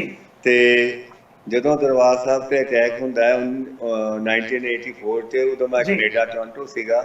ਤੇ ਉਦੋਂ ਬਾਕੀ ਸਿੱਖ ਕਮਿਊਨਿਟੀ ਜੋ ਸਿੱਖਾਂ ਦੇ ਉਦੋਂ ਉਹਨਾਂ ਨੇ ਇਸ ਨੂੰ ਮਹਿਸੂਸ ਕੀਤਾ, ਸਾਰਿਆਂ ਹੀ ਸਿੱਖਾਂ ਨੂੰ ਬਹੁਤ ਦੁੱਖ ਲੱਗਾ। ਉਦੋਂ ਬੜਾ ਜ਼ਿਆਦਾ ਵੱਡਾ ਘਰੂਘਾਰਾ ਸੀਗਾ ਇਹ, ਤੇ ਇਸੇ ਤਰ੍ਹਾਂ ਮੈਨੂੰ ਵੀ ਇਸ ਨੇ ਬਹੁਤ ਹਰਟ ਕੀਤਾ। ਤੇ ਉਦੋਂ ਫਿਰ ਮੈਂ 83 ਚ ਉੱਥੋਂ ਕੈਨੇਡਾ ਤੋਂ ਵਿੱਚੋਂ ਫਿਰ ਮੈਂ ਅਮਰੀਕਾ ਆ ਗਿਆ ਜੀ। ਤੇ 85 ਵਿੱਚ ਅਮਰੀਕਾ ਦੇ ਵਿੱਚ ਮੇਰੇ ਤੇ ਕੇਸ ਰਜਿਸਟਰ ਹੋਇਆ ਜੀ। ਤੇ ਇਸ ਤਰ੍ਹਾਂ ਮੈਂ ਫਿਰ ਬਚਦਾ ਬਚਾਉਂਦਾ ਕੈਨੇਡਾ ਆਇਆ, ਤੇ ਫਿਰ ਵੀ ਜਾਣੀ ਹੋ ਗਿਆ ਤੇ ਮੇਰੇ ਤੇ ਕ੍ਰਿਸ਼ਕਾ ਦਾ ਕੇਸ ਪਾ ਦਿੱਤਾ ਗਿਆ ਤੇ ਮੈਨੂੰ ਹਾਈਲਾਈਟ ਕੀਤਾ ਗਿਆ ਜੀ। ਤੇ ਉਹ ਕਸ ਕਰਕੇ ਫਿਰ ਮੈਂ ਉੱਥੇ ਦੇ ਲੋਕ ਛੁਪ ਕੇ ਰਹਿੰਦੇ ਰਹੇ ਤੇ ਤਕਰੀਬਨ 88 ਵਿੱਚ ਫਿਰ ਮੈਂ ਇੱਧਰ ਨੂੰ ਆ ਗਿਆ। ਓਕੇ ਜੀ। ਕਿਉਂਕਿ ਕਨਿਸ਼ਕਾ ਕਾਂਡ ਦੇ ਵਿੱਚ ਜਦੋਂ ਗੱਲਬਾਤ ਹੋਈ ਸੀ ਉਦੋਂ ਮਿਸਟਰ ਐਲ ਸਿੰਘ ਦਾ ਜ਼ਿਕਰ ਆਉਂਦਾ ਸੀ ਬਹੁਤ ਵਾਰੀ, ਤੁਹਾਨੂੰ ਚੇਤੇ ਹੋਵੇਗਾ ਜੇ ਤੁਸੀਂ ਸਟੋਰੀ ਪੜ੍ਹੀ। ਪੂਰਾ ਨਾਂ ਨਹੀਂ ਸੀ, ਐਲ ਸਿੰਘ ਕਰਦੇ ਸਨ। ਪਰ ਉਹਦੇ ਵਿੱਚ ਮੈਨੂੰ ਭਾਈ ਲਾਲ ਸਿੰਘ ਜੀ ਯਾਦ ਹੈ 1984 ਤੋਂ ਪਹਿਲਾਂ ਡਾਕਟਰ ਜਗਜੀਤ ਸਿੰਘ ਵਰਗੇ, ਵਸਨ ਸਿੰਘ ਜਫਰਵਾਲ ਵਰਗੇ, ਡਾਕਟਰ ਸੋਹਣ ਸਿੰਘ ਵਰਗੇ ਤੇ ਹੋਰ ਪੰਥਕ ਕਮੇਟੀਆਂ ਵਾਲੇ ਵੱਡੇ ਵੱਡੇ ਜਿਹੜੇ ਜਥੇਦਾਰ ਸਨ, ਉਹਨਾਂ ਦਿਨਾਂ ਦੇ ਵਿੱਚ ਉਹਨਾਂ ਦੇ ਵਿੱਚੋਂ ਬਹੁਤੇ ਜਾਂ ਤਾਂ ਵਿਦੇਸ਼ਾਂ ਜਾ ਕੇ ਆਪਣੇ ਆਪ ਨੂੰ ਸੈਟਲ ਕਰ ਲਿਆ ਜਾਂ ਸਰਕਾਰਾਂ ਦੀ ਝੋਲੀ 'ਚ ਪੈ ਗਏ। ਤੁਹਾਨੂੰ ਉਹਨਾਂ ਦਿਨਾਂ ਦੇ ਵਿੱਚ ਆਪਣੇ ਆਪ ਤੇ ਸੋਚ ਨਹੀਂ ਆਈ ਕਿ ਮੈਂ ਤਾਂ ਕੋਈ ਕਤਲ ਨਹੀਂ ਕੀਤਾ, ਮੈਂ ਕੋਈ ਇਹੋ ਜਿਹਾ ਕੁਕਰਮ ਨਹੀਂ ਕੀਤਾ, ਸਿਰਫ ਇੱਕ ਵਿਦਰੋਹ ਸੀ। ਵਿਦਰੋਹ ਦੇ ਦੋਸ਼ ਦੇ ਵਿੱਚ ਤੁਹਾਨੂੰ ਆਰਮਜ਼ ਐਕਟ ਦੇ ਵਿੱਚ ਵੀ ਪਾਇਆ ਜਾਂਦਾ ਹੈ ਤੇ ਉਸ ਤੋਂ ਬਾਅਦ ਤੁਹਾਨੂੰ ਕਨਿਸ਼ਕਾ ਕਾਂਡ ਦੇ ਨਾਲ ਵੀ ਜੋੜਿਆ ਜਾਂਦਾ ਹੈ। ਕੋਈ ਮਨ ਦੇ ਵਿੱਚ ਇਸ ਤਰ੍ਹਾਂ ਦੀ ਗੱਲ ਨਹੀਂ ਹੈ ਜਿਵੇਂ ਹੋਰ ਲੋਕ ਆਪਣੇ ਆਪ ਨੂੰ ਸਮਰਪਣ ਕਰ ਰਹੇ ਨੇ ਜਾਂ ਐਕਸੈਪਟ ਕਰ ਰਹੇ ਨੇ, ਗੌਰਮੈਂਟਾਂ ਦੀ ਝੋਲੀ 'ਚ ਡਿੱਗ ਰਹੇ ਨੇ ਜਾਂ ਪੈਸੇ ਲੈ ਕੇ ਚੁੱਪ ਕਰ ਰਹੇ ਨੇ? ਤੁਹਾਡੀ ਜ਼ਿੰਦਗੀ ਦੇ ਵਿੱਚ ਇਹੋ ਜਿਹਾ ਚਾਂਸ ਨਹੀਂ ਆਇਆ ਕਿ ਤੁਸੀਂ ਚੁੱਪ ਕਰਕੇ ਬਹਿ ਜਾਓ? ਨਹੀਂ ਜੀ, ਤਕਰੀਬਨ ਜਿੰਨੀ ਕੁਛ ਅਕਾਲ ਪੁਰਖ ਨੇ ਸੇਵਾ ਲੈਣੀ ਸੀ ਮੈਂ ਆਪਣੇ ਕਰਨ ਦੀ ਕੋਸ਼ਿਸ਼ ਕੀਤੀ ਆ ਵੀ ਮੈਂ ਉਹਦੇ ਭਾਣੇ 'ਚ ਰਹਿ ਕੇ ਔਰ ਆਪਣੇ ਤੇ ਹੀ ਸਭ ਕੁਛ ਗੁਜ਼ਾਰਿਆ, ਸਹਿ ਕੇ ਹਟਾ ਕੇ ਹੀ ਸੇਵਾ ਕੀਤੀ ਆ। ਤੇ ਹਾਲਾਤ ਜਦੋਂ ਕੋਈ ਵੀ ਸੰਘਰਸ਼ ਚੱਲਦਾ, ਮੂਵਮੈਂਟ ਚੱਲਦੀ ਆ, ਹਾਲਾਤਾਂ ਦੇ ਹਿਸਾਬ ਨਾਲ ਉਦੋਂ ਫੈਸਲੇ ਹੁੰਦੇ ਆ ਤੇ ਉਦੋਂ ਹੀ ਸਾਰੇ ਕਿਨੂੰ ਥੋੜ੍ਹਾ ਪਰਖਿਆ ਵੀ ਜਾਂਦਾ ਹੈ ਤੇ ਬਹੁਤ ਹਜ਼ਾਰਾਂ ਸ਼ਹੀਦੀਆਂ ਹੋਈਆਂ, ਸ਼ਹੀਦੀਆਂ ਕਰ ਗਏ। ਤੇ ਮੇਰੇ ਨਾਲ ਇੱਕ ਸਮਾਂ ਜਦੋਂ ਹੋਇਆ, ਮੈਨੂੰ ਅਹਿਮਦਾਬਾਦ ਜੇਲ੍ਹ ਤੇ ਜਦੋਂ ਸ਼ਿਫਟ ਕੀਤਾ ਗਿਆ, ਉੱਥੇ ਕੁਝ ਮੇਰੇ ਨਾਲ ਗੱਲਬਾਤ ਕਰਨ ਦੀ ਕੋਸ਼ਿਸ਼ ਕੀਤੀ ਸੀ ਤੇ ਟੀਵੀ ਤੇ ਬੋਲਣ ਲਈ ਵੀ, ਤੇ ਮੈਂ ਸਭ ਕੁਝ ਮਨਾ ਕਰਤਾ ਤੇ ਜਿਹਦੇ ਕਰਕੇ ਵੀ ਮੈਨੂੰ ਕਾਫੀ ਪਰੇਸ਼ਾਨ ਹੋਣਾ ਪਿਆ। ਉੱਥੇ ਮੈਨੂੰ 24 ਘੰਟੇ ਬੰਦ ਰੱਖਦੇ ਸੀ ਤੇ ਕਿਤੇ ਪੈਰਾਂ 'ਚ ਬੇੜੀ ਹੁੰਦੀ ਸੀ ਤੇ ਮੈਂ ਇਸੇ ਤਰ੍ਹਾਂ ਇਸ਼ਨਾਨ ਕਰਨਾ, ਇਸੇ ਤਰ੍ਹਾਂ ਆਪਣਾ ਨਿਤਨੇਮ ਕਰਦਾ। ਪੈਰਾਂ 'ਚ ਬੇੜੀਆਂ ਪਾਈਆਂ ਹੁੰਦੀਆਂ। ਹਾਂਜੀ, ਪਰਮਾਤਮਾ ਦੀ ਕਿਰਪਾ ਰਹੀ, ਸੱਚੇ ਪਾਤਸ਼ਾਹ ਨੇ ਆਪਣੇ ਭਾਣੇ 'ਚ ਰੱਖਿਆ ਵੀ ਇੰਨੇ ਔਖਿਆਈ ਹੋਣ ਦੇ ਬਾਵਜੂਦ ਵੀ ਸਮਾਂ ਨਿਕਲਦਾ ਰਿਹਾ। ਯਾਨੀ ਕਿ ਡੋਲਣ ਦਾ ਕਦੇ ਮਨ ਬਣਿਆ ਨਹੀਂ ਕਿ ਡੋਲ ਜਾਈਏ, ਬਸ ਉਹਦੇ ਹੁਕਮ ਤੇ ਉਹਦੀ ਰਜ਼ਾ ਲੈ ਕੇ 28 ਸਾਲ ਕੱਟੇ ਜੀ। ਇਹ ਜੀ ਏਦਾਂ ਜਦੋਂ ਰਿਮਾਂਡ ਖਤਮ ਹੋਇਆ, ਮੈਨੂੰ ਅਹਿਮਦਾਬਾਦ ਭੇਜਣਾ ਸੀਗਾ ਤੇ ਮੈਨੂੰ CBI ਵਾਲਿਆਂ ਨੇ ਕਿਹਾ ਵੀ ਤੁਹਾਨੂੰ ਕੁਛ ਕਿਤਾਬਾਂ, ਨਾਵਲ ਲੈਣੇ ਤਾਂ ਲੈ ਲਾ। ਮੈਂ ਕਿਹਾ ਜੀ ਮੈਂ ਨਾਵਲ ਨਹੀਂ ਲੈਣੇ, ਜੇ ਹੋ ਸਕੇ ਤਾਂ ਮੈਨੂੰ ਗੁਟਕਾ ਸਾਹਿਬ ਗੁਰਦੁਆਰਾ ਸਾਹਿਬ ਤੋਂ ਲਿਆ ਦਿਓ। ਤੇ ਚੰਗੇ ਅਫਸਰ ਸੀ ਕਿਤੇ, ਮੈਨੂੰ ਗੁਟਕਾ ਸਾਹਿਬ ਲਿਆ ਕੇ ਦੇ ਦਿੱਤਾ ਤੇ ਜਿੱਦਾਂ ਮੈਨੂੰ ਰਾਤ ਨੂੰ ਅਹਿਮਦਾਬਾਦ ਸ਼ਿਫਟ ਕੀਤਾ ਤੇ ਇੱਕ ਵਾਰੀ ਤਾਂ ਅੱਧਾ ਘੰਟਾ ਮੈਂ ਇਕੱਲਾ ਬੈਠਾ, ਇਕੱਲਾ ਹੀ ਸੀ, ਇਕੱਲੇ ਬੰਦ ਕਰਤਾ, ਕੋਈ ਹੈ ਨਹੀਂ ਸੀ, ਨਾ ਕੋਈ ਬੋਲਦਾ ਸੀ। ਮੈਂ ਫਿਰ ਆਪਣੇ ਆਪ ਨੂੰ ਪੂਰਾ ਕੰਟਰੋਲ ਕੀਤੀ ਆਪਣੇ ਦੀ ਵੀ ਕੀ ਕਿੱਦਾਂ ਹੁਣ, ਤੇ ਫਿਰ ਇੱਕੋ ਹੀ ਇੱਕਦਮ ਫੌਰਨ ਆਇਆ ਵੀ ਏਦਾਂ ਜੇ ਬੈਠ ਕੇ ਏਦਾਂ ਸੋਚ ਕੇ ਪਤਾ ਨਹੀਂ ਕਿੰਨਾ ਸਮਾਂ ਆਇਆ, ਕੋਈ ਗਾਂ ਕੀ ਬਣਨਾ ਤੇ ਏਦਾਂ ਨਿਕਲਣਾ ਨਹੀਂ ਟਾਈਮ। ਤੇ ਸਭ ਤੋਂ ਵੱਡੀ ਗੱਲ ਸੀ ਕਿ ਮੈਂ ਜਦੋਂ ਇੱਧਰ ਸੀਗਾ ਤਾਂ ਲਿਟਰੇਚਰ ਪੜ੍ਹਨ ਦਾ ਬਹੁਤ ਟਾਈਮ ਮਿਲਿਆ, ਉਦੋਂ ਵਿਹਲੇ ਸੀਗੇ, ਤੇ ਮੈਂ ਭਾਈ ਜਗਜੀਤ ਸਿੰਘ ਦੀਆਂ ਜੇਲ੍ਹ ਚਿੱਠੀਆਂ ਤੇ ਜਸਵੰਤ ਸਿੰਘ ਉਹਦੇ ਕੇ ਉਹਦੇ ਨਾਵਲ ਉਦੋਂ ਦੇ ਜਿਹੜੇ ਬਹੁਤ ਨਕਸਲ ਨਾਲ ਸੀਗੇ, ਤੇ ਕਿੱਦਾਂ ਤਸ਼ੱਦਦ ਹੁੰਦਾ, ਕਿੱਦਾਂ ਜੇਲ੍ਹਾਂ ਕੱਟੀਆਂ ਜਾਂਦੀਆਂ, ਬਹੁਤ ਪੜ੍ਹਨ ਨੂੰ ਮਿਲਿਆ। ਤੇ ਬਸ ਮੈਂ ਇੱਕ ਅਰਦਾਸ ਕਰ ਲਈ ਤੇ ਫਿਰ ਮੈਂ ਬਸ ਸਾਹਿਬ ਫੜ ਲਿਆ। ਤੇ ਬਾਅਦ ਵਿੱਚ ਮੁਲਾਕਾਤ ਪਹਿਲਾਂ ਦਿੱਤੀ ਨਹੀਂ ਬਹੁਤ ਦੇਰ, ਕੋਈ ਕੱਪੜੇ ਵੀ ਹੈ ਨਹੀਂ ਸੀਗੇ, ਤੇ 4 ਮਹੀਨੇ ਬਾਅਦ ਮੁਲਾਕਾਤ ਹੁੰਦੀ ਹੈ ਤੇ ਮੈਂ ਵੱਡੀਆਂ ਪੋਥੀਆਂ ਮੰਗਾ ਲਈਆਂ। ਤੇ ਮੈਂ ਤਕਰੀਬਨ ਪਰਮਾਤਮਾ ਦੀ ਮਹਾਰਾਜ ਦੀ ਕਿਰਪਾ ਨਾਲ 6-7 ਘੰਟੇ ਦਾ ਆਪਣਾ ਪੂਰਾ ਕਰਕੇ ਤੇ ਫਿਰ ਰੋਟੀ ਖਾਂਦਾ ਹੁੰਦਾ, ਜਿਸ ਕਰਕੇ ਮੈਨੂੰ ਟਾਈਮ ਦਾ ਕੋਈ ਪਤਾ ਨਹੀਂ ਲੱਗਾ। ਚਾਹੇ ਬੇੜੀ ਸੀ ਪੈਰ ਤੋਂ ਇਸੇ ਤਰ੍ਹਾਂ ਕਸ਼ਹਿਰਾ ਖੋਲ੍ਹਣਾ, ਕਸ਼ਹਿਰਾ ਏਦਾਂ ਬਦਲ ਲੈਣਾ, ਏਦਾਂ ਨਹਾਉਂਦਾ ਰਿਹਾ, ਇਸ਼ਨਾਨ ਕਰਦਾ ਰਿਹਾ ਜੀ। ਉਹਨੇ ਮਾਲਕ ਨੇ ਆਪਣੇ ਹੱਥ ਦੇ ਕੇ ਮੈਨੂੰ ਜਾਣ ਕਿ ਇਸ ਮੁਸ਼ਕਿਲ ਟਾਈਮ ਤੋਂ ਕੱਢਿਆ ਤੇ ਆਪਣੇ ਲਾਲ ਲਾਈ ਰੱਖਿਆ ਜੀ। ਲਾਲ ਸਿੰਘ ਵੀਰ ਜੀ, ਕਿੰਨਾ ਕੁ ਸਮਾਂ ਤੁਹਾਡੇ ਪੈਰਾਂ 'ਚ ਬੇੜੀਆਂ ਪਾਈ ਰੱਖੀਆਂ? ਕਿੰਨਾ ਕੁ ਸਮਾਂ, ਕਿ ਜਿੰਨਾ ਸਮਾਂ ਤੁਸੀਂ ਜੇਲ੍ਹ 'ਚ ਰਹੇ ਆ ਉਹ ਤੁਹਾਡੇ ਪੈਰਾਂ 'ਚ ਹੀ ਰਹੀਆਂ ਜਾਂ ਕੁਝ ਸਮੇਂ ਦੇ ਲਈ ਤੁਹਾਡੇ ਪੈਰਾਂ 'ਚ ਪਾਈਆਂ ਗਈਆਂ ਸੀ? ਇਹ ਤਕਰੀਬਨ 4.5 ਸਾਲ ਰਹੀਆਂ ਮੇਰੇ। ਤੇ ਜਦੋਂ ਇੱਕ ਦਿਨ ਮੈਂ ਕੁਦਰਤੀ ਕਿਸ ਤਰ੍ਹਾਂ ਡਿੱਗ ਗਿਆ ਤੇ ਫਿਰ ਮੇਰੇ ਮਨ ਨੇ ਕੁਝ ਡਿਸੀਜਨ ਲਿਆ, ਤੇ ਮੈਂ ਫਿਰ ਇੱਕ ਅਰਦਾਸ ਕਰਤੀ। ਮੈਂ ਕਿਹਾ ਵੀ ਹੁਣ ਜਾਂ ਬੇੜੀਆਂ ਉਤਰੂਗੀਆਂ ਜਾਂ ਫਿਰ ਦੇਖਿਆ ਜਾਵੇ। ਫਿਰ ਮੈਂ ਭੁੱਖ ਹੜਤਾਲ ਕਰਤੀ। ਉੱਥੇ ਭੁੱਖ ਹੜਤਾਲ ਮੇਰੀ ਘੱਟੋ ਘੱਟ 42 ਦਿਨ ਗਈ। 42ਵੇਂ ਦਿਨ ਮੈਂ ਫਿਰ ਬੇਹੋਸ਼ ਹੋਇਆ। ਤੇ ਫਿਰ ਉਹਨਾਂ ਨੇ ਕਿਹਾ ਵੀ ਜੇ ਤਾਂ ਪਰ ਡਾਕਟਰ ਆਏ, ਉਹਨਾਂ ਨੇ ਕਿਹਾ ਵੀ ਜੇ ਤਾਂ ਤੁਸੀਂ ਇਹਨੂੰ ਬਚਾਉਣਾ ਆ ਤਾਂ ਮੈਂ ਬਚਾ ਸਕਦੀ ਹਾਂ, ਨਹੀਂ ਤਾਂ ਅੱਧਾ ਪੌਣਾ ਘੰਟਾ ਹੋਰ ਆ। ਤੇ ਫਿਰ ਉਹਨਾਂ ਨੇ ਸਾਰੀਆਂ ਮੇਰੀਆਂ ਡਿਮਾਂਡਾਂ ਮੰਗ ਲਈਆਂ, ਫਿਰ ਮੇਰੀ ਬੇੜੀਆਂ ਵੀ ਉਤਾਰਤੀਆਂ। ਤੇ ਮੇਰੇ ਜਿਹੜੇ ਭੈਣ ਜੀ ਸੀ ਤੇ ਬਾਪੂ ਜੀ ਸੀ, ਉਹਨਾਂ ਤੋਂ ਬਿਨਾਂ ਹੋਰ ਮੇਰੇ ਕਜ਼ਨ ਸੀ ਜਾਂ ਹੋਰ ਜਾਂਦੇ ਸੀ, ਉਹਨਾਂ ਨੂੰ ਮੁਲਾਕਾਤ ਸ਼ੁਰੂ ਕਰਤੀ। ਨਹੀਂ ਤਾਂ ਪਹਿਲਾਂ ਕਿਸੇ ਨੂੰ ਮੁਲਾਕਾਤ ਨਹੀਂ ਦਿੰਦੇ ਸੀਗੇ। ਤੇ ਇਸ ਤਰ੍ਹਾਂ ਦਾ ਹਾਂਜੀ ਕੋਈ ਪੜ੍ਹਨ ਨੂੰ ਪੇਪਰ ਕੁਛ ਨਹੀਂ ਸੀਗਾ, ਤੇ ਫਿਰ ਉਹਨੇ ਹੌਲੀ ਹੌਲੀ ਚਾਲੂ ਕੀਤਾ। ਓਕੇ, ਪਰ ਭਾਈ ਲਾਲ ਸਿੰਘ ਜੀ, ਪਰਿਵਾਰ ਦੇ ਜੀ, ਮਾਤਾ ਪਿਤਾ ਜਾਂ ਹੋਰ ਪਰਿਵਾਰ ਦੇ ਜੀ ਜਿਹੜੇ ਤੁਹਾਡੇ ਜਿੰਨਾ ਚਿਰ ਤੁਸੀਂ ਜੇਲ੍ਹ ਦੇ ਵਿੱਚ ਰਹੇ ਹੋ, ਕਿਹੜੇ ਕਿਹੜੇ ਪਰਿਵਾਰ ਦੇ ਜੀ ਤੁਹਾਡੇ ਤੋਂ ਵਿਛੜ ਗਿਆ ਜਿਨ੍ਹਾਂ ਨੂੰ ਤੁਸੀਂ ਮਿਲ ਨਾ ਸਕੇ? ਮੇਰੇ ਮਾਤਾ ਜੀ ਦੀ ਡੈਥ ਮੈਂ ਇੱਥੇ ਸੀ ਉਦੋਂ, ਕੈਨੇਡਾ ਜਦੋਂ ਹੋ ਗਈ ਸੀਗੀ ਜੀ। ਤੇ ਬਾਅਦ ਚ ਮੈਂ ਤਾਂ ਘਰ ਆਇਆ ਹੀ ਨਹੀਂ ਸੀਗਾ ਤਕਰੀਬਨ 80 ਤੋਂ ਬਾਅਦ, ਤਾਂ ਇਸ ਕਰਕੇ ਕੋਈ ਪਤਾ ਨਹੀਂ ਸੀ ਇੰਨਾ। ਤੇ ਜਦੋਂ ਫਿਰ ਮੁਲਾਕਾਤ ਨੂੰ ਸਿਰਫ ਵੱਡੇ ਭੈਣ ਜੀ ਜਾਂਦੇ ਸੀ, ਤੇ ਨਾਲ ਬਹੁਤ ਸਿਆਣੇ ਸੀ, ਆਪਣੇ ਬਜ਼ੁਰਗ ਸੀ, ਮੇਰੇ ਕਜ਼ਨ ਬ੍ਰਦਰ ਨੇ ਨਾਲ ਲੈ ਕੇ ਜਾਣਾ ਜੀ। ਤੇ ਉਹ ਬਾਹਰ ਖੜੇ ਰਹਿੰਦੇ ਸੀ। ਤੇ ਅਹਿਮਦਾਬਾਦ ਇਦਾਂ ਦੇ ਹਾਲਾਤ ਸੀ ਵੀ ਕੋਈ ਰਹਿਣ ਨੂੰ ਜਗ੍ਹਾ ਨਹੀਂ ਹੁੰਦੀ। ਤੇ ਭੈਣ ਉਹਨਾਂ ਨੇ ਮੁਲਾਕਾਤ ਲਿਖਾ ਕੇ ਸਟੇਸ਼ਨ ਤੇ ਬੈਠ ਜਾਣਾ ਰਾਤ ਸਾਰੀ, ਏਦਾਂ 5-5-6 ਦਿਨ ਬੈਠ ਕੇ ਇੰਤਜ਼ਾਰ ਕਰਨਾ, ਆਪਣੀ ਮਰਜ਼ੀ ਨਾਲ ਮੁਲਾਕਾਤਾਂ ਦਿੰਦੇ ਸੀ। ਤੇ ਉਹ ਕਾਫੀ ਔਖਾ ਟਾਈਮ ਸੀਗਾ ਜੀ। ਤੇ ਖਰਚ ਪਾਣੀ ਵੀ ਉਹ ਜਾਣੀ ਜੇਲ੍ਹ ਦੇ ਵਿੱਚ ਖਰਚ ਪਾਣੀ ਵੀ ਕੁਛ ਏਦਾਂ ਨਹੀਂ ਸੀ ਦਿੰਦੇ ਜ਼ਿਆਦਾ। 80 ਰੁਪਏ ਹੱਦ 100 ਰੁਪਇਆ ਮਹੀਨਾ ਤੁਹਾਨੂੰ ਖਰਚ ਨੂੰ ਮਿਲਦਾ ਹੁੰਦਾ ਸੀ, ਵੀ ਜਾਏ ਸਾਬਣ ਲੈ ਲਓ ਜਾਂ ਕੋਈ ਤੇਲ ਲੈ ਲਓ ਜਾਂ ਕੁਝ। ਅੱਛਾ, ਤੁਹਾਨੂੰ ਜੇਲ੍ਹ ਦੇ ਵਿੱਚ ਖਰੀਦਣਾ ਪੈਂਦਾ ਸੀ? ਤੁਹਾਨੂੰ ਜੇਲ੍ਹ ਵੱਲੋਂ ਨਹੀਂ ਦਿੱਤਾ ਜਾਂਦਾ ਸੀ ਇਹੋ ਜਿਹਾ ਸਮਾਨ? ਜੇਲ੍ਹ ਵੱਲੋਂ ਜੀ ਹੁੰਦਾ ਬਹੁਤ ਥੋੜਾ ਹੁੰਦਾ। ਉੱਥੇ ਕੰਟੀਨ ਹੁੰਦੀ ਆ ਵੀ ਜੇ ਤੁਸੀਂ ਕੋਈ ਚੀਜ਼ ਆਪਣੀ ਤਾਂ ਥੋੜੀ ਬਹੁਤ ਲੈਣੀ ਆ ਤਾਂ ਲੈ ਸਕਦੇ। ਓਕੇ, ਅੱਛਾ, ਇਹਦੇ ਵਿੱਚ ਥੋੜ੍ਹਾ ਜਿਹਾ ਦੱਸਿਓ, ਕਿਉਂਕਿ 28 ਵਰ੍ਹੇ ਦਾ ਜ਼ਿੰਦਗੀ ਦੀ ਜਿਹੜੀ ਜਵਾਨੀ ਦੇ ਦਿਨ ਸਨ ਤੁਹਾਡੇ, ਉਹ ਤੁਸੀਂ ਜੇਲ੍ਹਾਂ ਦੇ ਵਿੱਚ ਬੜਾ ਲੰਮਾ ਸਮਾਂ ਰਹਿ ਕੇ ਗੁਜ਼ਾਰੇ।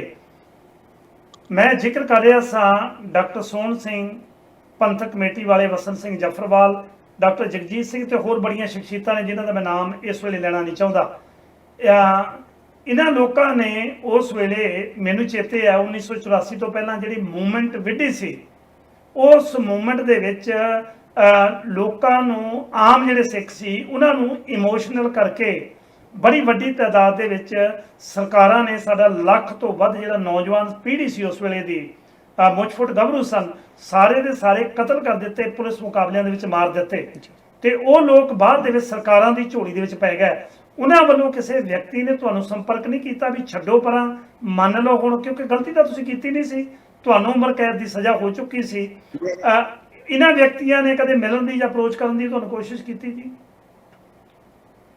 ਨਹੀਂ ਜੀ, ਉਹ 92 ਤੋਂ ਬਾਅਦ ਹਾਲਾਤ ਪੰਜਾਬ ਦੇ ਤੁਸੀਂ ਜਾਣਦੇ ਬਹੁਤ ਸਖਤ ਸੀ, ਬਹੁਤ ਜ਼ਿਆਦਾ ਵਿਗੜੇ ਹੋਏ ਸੀ। ਇੱਦਾਂ ਦੇ ਸੀ ਕਿ ਵੀ ਕਿਸੇ ਦਾ ਕੋਈ ਕੰਟੈਕਟ ਨਹੀਂ ਸੀਗਾ। ਤੇ ਜਦੋਂ ਵੀ 95 6 ਜ਼ਿਆਦਾ ਹੋ ਗਿਆ ਤਕਰੀਬਨ, ਤੇ ਉਦੋਂ ਹਰ ਕੋਈ ਫਿਰ ਆਪੋ ਆਪਣੇ ਲਈ ਉਹ ਸੇਫ ਸਾਈਡ ਨੂੰ ਹੋ ਗਿਆ। ਤੇ ਕਈ ਹਜ਼ਾਰਾਂ ਦੀ ਗਿਣਤੀ ਨੌਜਵਾਨ ਸ਼ਹੀਦ ਹੋ ਗਏ। ਤੇ ਡਾਕਟਰ ਸੋਹਣ ਸਿੰਘ ਹੋਣੀ ਵੀ ਉਦੋਂ ਅਰੈਸਟ ਹੋਏ ਆ। ਅਰੈਸਟ ਹੋਣ ਤੋਂ ਬਾਅਦ ਫਿਰ ਉਹ ਬਰੀ ਹੋ ਕੇ ਆਏ ਆ। ਤੇ ਜਫਰਵਾਲ ਨੇ ਦੱਸਿਆ ਤੇ ਮੇਰੇ ਖਿਆਲ ਬਾਹਰੋਂ ਬਾਹਰੇ ਕਿਸੇ ਪਾਸੇ ਬਾਹਰ ਕੰਟਰੀ ਚਲੇ ਗਏ ਸੀ। ਤੇ ਡਾਕਟਰ ਚੌਹਾਨ ਹੁਣ ਇੱਧਰ ਨੂੰ ਵਾਪਸ ਆ ਗਏ ਸੀ। ਤੇ ਜਦੋਂ ਡਾਕਟਰ ਸੋਹਣ ਸਿੰਘ ਕਾਫੀ ਸਿਆਣੇ ਹੋ ਗਏ ਸੀ, ਕਾਫੀ ਵਿਰਧ ਸੀਗੇ। ਤੇ ਲੇਕਿਨ ਉਹਨਾਂ ਨੇ ਜਦੋਂ ਮੂਵਮੈਂਟ ਚੱਲੀ ਆ, ਉਹਨਾਂ ਨੇ ਬਹੁਤ ਆਪਣਾ ਯੋਗਦਾਨ ਪਾਇਆ, ਜਾਣੀ ਕਿ ਬਹੁਤ ਲੀਡ ਕੀਤਾ ਆ। ਤੇ ਬਹੁਤ ਜ਼ਿਆਦਾ ਸਿਆਣੇ ਸੀਗੇ, ਬਹੁਤ ਉਹਨਾਂ ਦੀ ਹੋ ਗਈ ਆਪਣੀ ਕਾਫੀ ਉਮਰ ਹੋ ਗਈ ਸੀ। ਤੇ ਬਾਅਦ ਮੈਂ ਤਾਂ ਉਦੋਂ ਫਿਰ ਜੇਲ੍ਹ ਸੀਗਾ 92 ਤੋਂ ਬਾਅਦ। ਫਿਰ ਮੈਨੂੰ ਇੰਨਾ ਕੋਈ ਪਤਾ ਨਹੀਂ ਸੀ, ਦੱਸਦੇ ਨਹੀਂ ਹੁੰਦੇ ਸੀ। 99 ਤੱਕ ਮੈਨੂੰ ਕੁਝ ਨਹੀਂ ਪਤਾ ਰਿਹਾ ਵੀ ਬਾਹਰ ਕੀ ਹੈ ਕਿ ਨਹੀਂ। ਅੱਛਾ, ਇਹ ਉਸ ਵਕਤ ਮੈਂ ਥੋੜੀ ਜਿਹੀ ਸਰਕਾਰਾਂ ਦੀ ਗੱਲਬਾਤ ਕਰਾਂ, ਕਿਉਂਕਿ ਕਾਂਗਰਸ ਸਰਕਾਰ ਵੇਲੇ ਇਹ ਸਾਰਾ ਕੁਝ ਵਾਪਰਿਆ ਸੀ। ਤੇ ਕਾਂਗਰਸ ਸਰਕਾਰ ਨੇ ਬੜੀਆਂ ਸਖਤਾਈਆਂ ਕਰਕੇ ਜਿਹੜੇ ਸਾਡੇ ਨੌਜਵਾਨ ਬੱਚੇ ਸਨ ਉਹਨਾਂ ਨੂੰ ਜੇਲ੍ਹਾਂ ਦੇ ਵਿੱਚ ਧੱਕਿਆ, ਟਾਡਾ ਦੇ ਅਗੇਂਸਟ। ਅੱਜ UAPA ਚੱਲ ਰਹੀ ਹੈ, ਇੱਕ ਨਵਾਂ ਕਾਨੂੰਨ ਉਸੇ ਤਰ੍ਹਾਂ ਦਾ ਚੱਲ ਰਿਹਾ ਹੈ, ਜਿਹਦੇ ਵਿੱਚ ਇੱਕ ਵਾਰੀ ਵਿਅਕਤੀ ਨੂੰ ਜੇਲ੍ਹ ਦੇ ਵਿੱਚ ਧੱਕ ਦਿੱਤਾ ਜਾਵੇ, ਬਾਅਦ 'ਚ ਵਾਪਸ ਆਉਣਾ ਬਹੁਤ ਔਖਾ ਹੈ। ਜਿਹੜੀ ਭਾਰਤੀ ਦੰਡਾਵਲੀ ਹੈ, ਭਾਰਤੀ ਕਾਨੂੰਨ ਹੈ, ਉਹਦਾ ਆਰਟੀਕਲ 162 ਤੇ 72 ਉਹਦੇ ਅਗੇਂਸਟ ਮੈਨੂੰ ਯਾਦ ਹੈ ਜਥੇਦਾਰ ਰਣਜੀਤ ਸਿੰਘ ਉਹਨਾਂ ਨੂੰ ਧਾਰਾ 72 ਦੇ ਅਗੇਂਸਟ 3 ਘੰਟਿਆਂ ਦੇ ਵਿੱਚ ਉਹਨੂੰ ਰਿਹਾ ਕੀਤਾ ਗਿਆ ਸੀ। ਪਿਛਲੇ ਵਰੇ ਜਦੋਂ ਗੁਰੂ ਪਾਤਸ਼ਾਹ ਦਾ 350 ਪ੍ਰਕਾਸ਼ ਪੁਰਬ ਮਨਾਇਆ ਗਿਆ, BJP ਸਰਕਾਰ ਨੇ ਬੜਾ ਵਧੀਆ ਉਪਰਾਲਾ ਕੀਤਾ ਕਿ ਅਸੀਂ ਜਿੰਨੇ ਵੀ ਸਜ਼ਾ ਕੱਟ ਚੁੱਕੇ ਕੈਦੀ ਨੇ, ਕੱਟ ਚੁੱਕੇ ਹੁਣ ਇਹਨਾਂ ਦੀ 28 ਵਰੇ ਹੈ, ਪ੍ਰੋਫੈਸਰ ਭੁੱਲਰ ਉਹਨਾਂ ਦੀ 26 ਵਰੇ ਹੈ, ਹੋਰ ਕਈ ਨੌਜਵਾਨ ਨੇ ਜਿਹਦੇ ਵਿੱਚ ਲਖਵਿੰਦਰ ਸਿੰਘ ਹੈ, ਗੁਰਮੀਤ ਸਿੰਘ ਹੈ, ਸ਼ਮਸ਼ੇਰ ਸਿੰਘ ਹੈ, ਦਇਆ ਸਿੰਘ ਲਾਹੌਰੀ ਹੈ, ਹਰਨੇਕ ਸਿੰਘ ਪੱਪ ਹੈ, ਹੋਰ ਬੜੇ ਨੌਜਵਾਨ ਨੇ ਜਿਹੜੇ, ਚਲੋ ਆਪਾਂ ਗੱਲ ਉਹਨਾਂ ਦੀ ਨਹੀਂ ਕਰਦੇ ਕਿ ਸਾਡੇ ਕੋਲ ਭਾਵੇਂ ਇਸ ਵੇਲੇ ਪਟਿਆਲਾ ਜੇਲ੍ਹ ਦੇ ਵਿੱਚ ਬੈਠੇ ਹੈ, ਉਹਦੇ ਨਾਲ ਹੋਰ ਬਹੁਤ ਨੇ ਜੀ। ਉਹਨਾਂ ਨੂੰ ਜਥੇਦਾਰ ਜਗਤਾਰ ਸਿੰਘ ਹਵਾਰਾ, ਇਹਨਾਂ ਨੂੰ ਅਜੇ ਮੈਨੂੰ ਲੱਗਦਾ ਨਹੀਂ ਵੀ ਸਰਕਾਰਾਂ ਨੇ ਛੱਡਣਾ, ਪਰ ਉਹਦੇ ਵਿੱਚ ਜੇ 3 ਦਿਨਾਂ ਦੇ ਵਿੱਚ ਭਾਈ ਰਣਜੀਤ ਸਿੰਘ ਉਹਨਾਂ ਨੂੰ ਛੱਡਿਆ ਜਾ ਸਕਦਾ ਹੈ।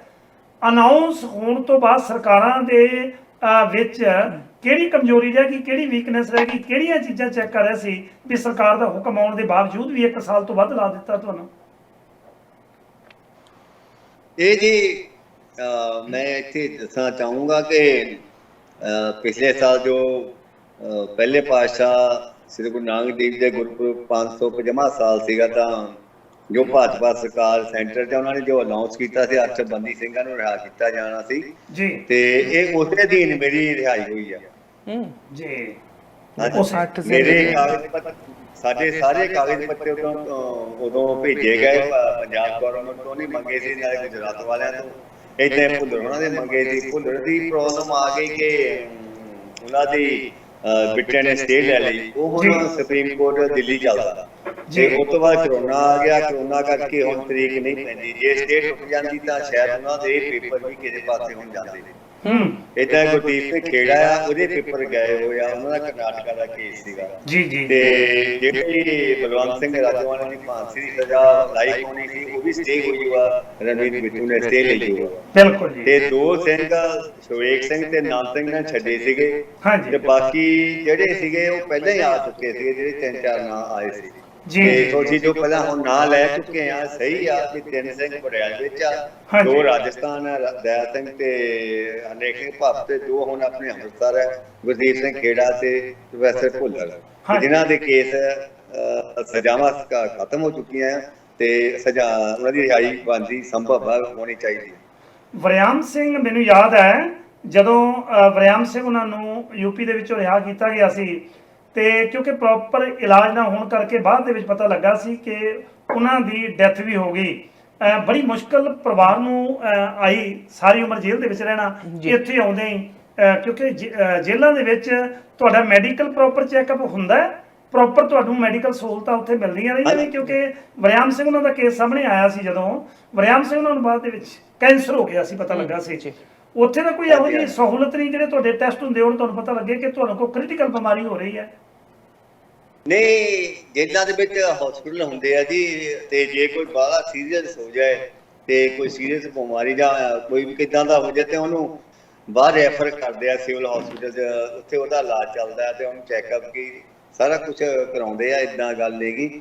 ਵਰਿਆਮ ਸਿੰਘ ਉਹਨਾਂ ਦਾ ਜਦੋਂ ਰਿਹਾ ਹੋਣ ਤੋਂ ਬਾਅਦ ਫਿਰ ਵੀ ਉਹਨਾਂ ਨੂੰ ਥੋੜਾ ਕਾਫੀ ਪਰੇਸ਼ਾਨ ਹੋਣਾ ਪਿਆ, ਜਿਸ ਕਰਕੇ ਉਹਨਾਂ ਦੀ ਇਹ ਬਿਮਾਰੀ ਦਾ ਇਲਾਜ ਜਿਹੜਾ ਵੀ ਜਿੱਦਾਂ ਹੋਣਾ ਚਾਹੀਦਾ ਸੀ ਹੋਇਆ ਨਹੀਂ ਜੀ, ਤੇ ਉਹ ਬਾਅਦ ਜ਼ਿਆਦਾ ਸੀਰੀਅਸ ਹੋ ਗਏ ਤੇ ਉਹ ਪਿਛਲੇ ਸਾਲ ਕੇ ਆਪਣੇ ਸਾਨੂੰ ਵਧਾਈ ਜੀ ਜੀ ਜੀ। ਇਹਨਾਂ ਅੱਗੇ ਇਹ ਜਦੋਂ ਭਾਈ ਗੁਰਬਖਸ਼ ਸਿੰਘ ਜੀ ਨੇ ਅੰਬ ਸਾਹਿਬ ਤੇ ਭੁੱਖ ਹੜਤਾਲ ਕੀਤੀ ਸੀ, ਉਦੋਂ ਬਹੁਤ ਜ਼ੋਰ ਸ਼ੋਰ ਨਾਲ ਬੰਦੀ ਸਿੰਘਾਂ ਦਾ ਜੋ ਮਸਲਾ ਹੈ ਦੁਨੀਆ ਦੇ ਸਿੱਖਾਂ ਦੇ ਸਾਹਮਣੇ ਆਇਆ ਜੀ, ਤੇ ਉਹਦੇ ਵਿੱਚ ਉਹਨਾਂ ਦਾ ਨਾਂ ਸੀਗਾ। ਉਦੋਂ ਸਾਡੇ 7-8 ਨੌਜਵਾਨ ਨਾਂ ਦਿੱਤੇ ਸੀ ਉਹਨਾਂ ਨੇ, ਤੇ ਉਹਨਾਂ ਵਿੱਚ ਵਰਿਆਮ ਸਿੰਘ ਜੀ ਵੀ ਸੀਗੇ, ਤੇ ਉਹਨਾਂ ਦੇ ਉਦੋਂ ਪੇਪਰ ਵਰਕ ਚੱਲ ਪਿਆ ਸੀਗਾ ਤੇ ਉਹਨਾਂ ਦਾ ਯੂਪੀ ਸਰਕਾਰ ਨੇ ਉਦੋਂ ਕਾਫੀ ਇਹਨੂੰ ਸੀਰੀਅਸ ਲੈ ਕੇ ਤੇ ਉਹਨਾਂ ਦੀ ਰਿਹਾਈ ਹੋ ਗਈ ਸੀ। ਬਾਕੀ ਸਾਡੇ ਵਾਲੇ ਪੇਪਰ ਉਦੋਂ ਨਹੀਂ ਗਾਂ, ਪੇਪਰ ਤਾਂ ਚੱਲ ਗਏ ਸੀ ਲੇਕਿਨ ਕੋਈ ਡਿਸੀਜਨ ਨਹੀਂ ਹੋਇਆ ਜੀ। ਭਾਈ ਲਾਲ ਸਿੰਘ ਜੀ, ਇੱਕ ਥੋੜਾ ਜਿਹਾ ਦੱਸਿਓ, 28 ਵਰੇ ਜੇਲ੍ਹ ਦੇ ਵਿੱਚ ਰਹਿਣਾ,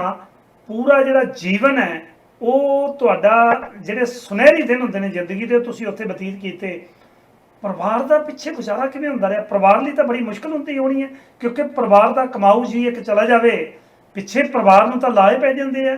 ਕਿਵੇਂ ਪਰਿਵਾਰ ਦਾ ਗੁਜ਼ਾਰਾ ਚੱਲਦਾ ਰਿਹਾ ਪਿੱਛੇ?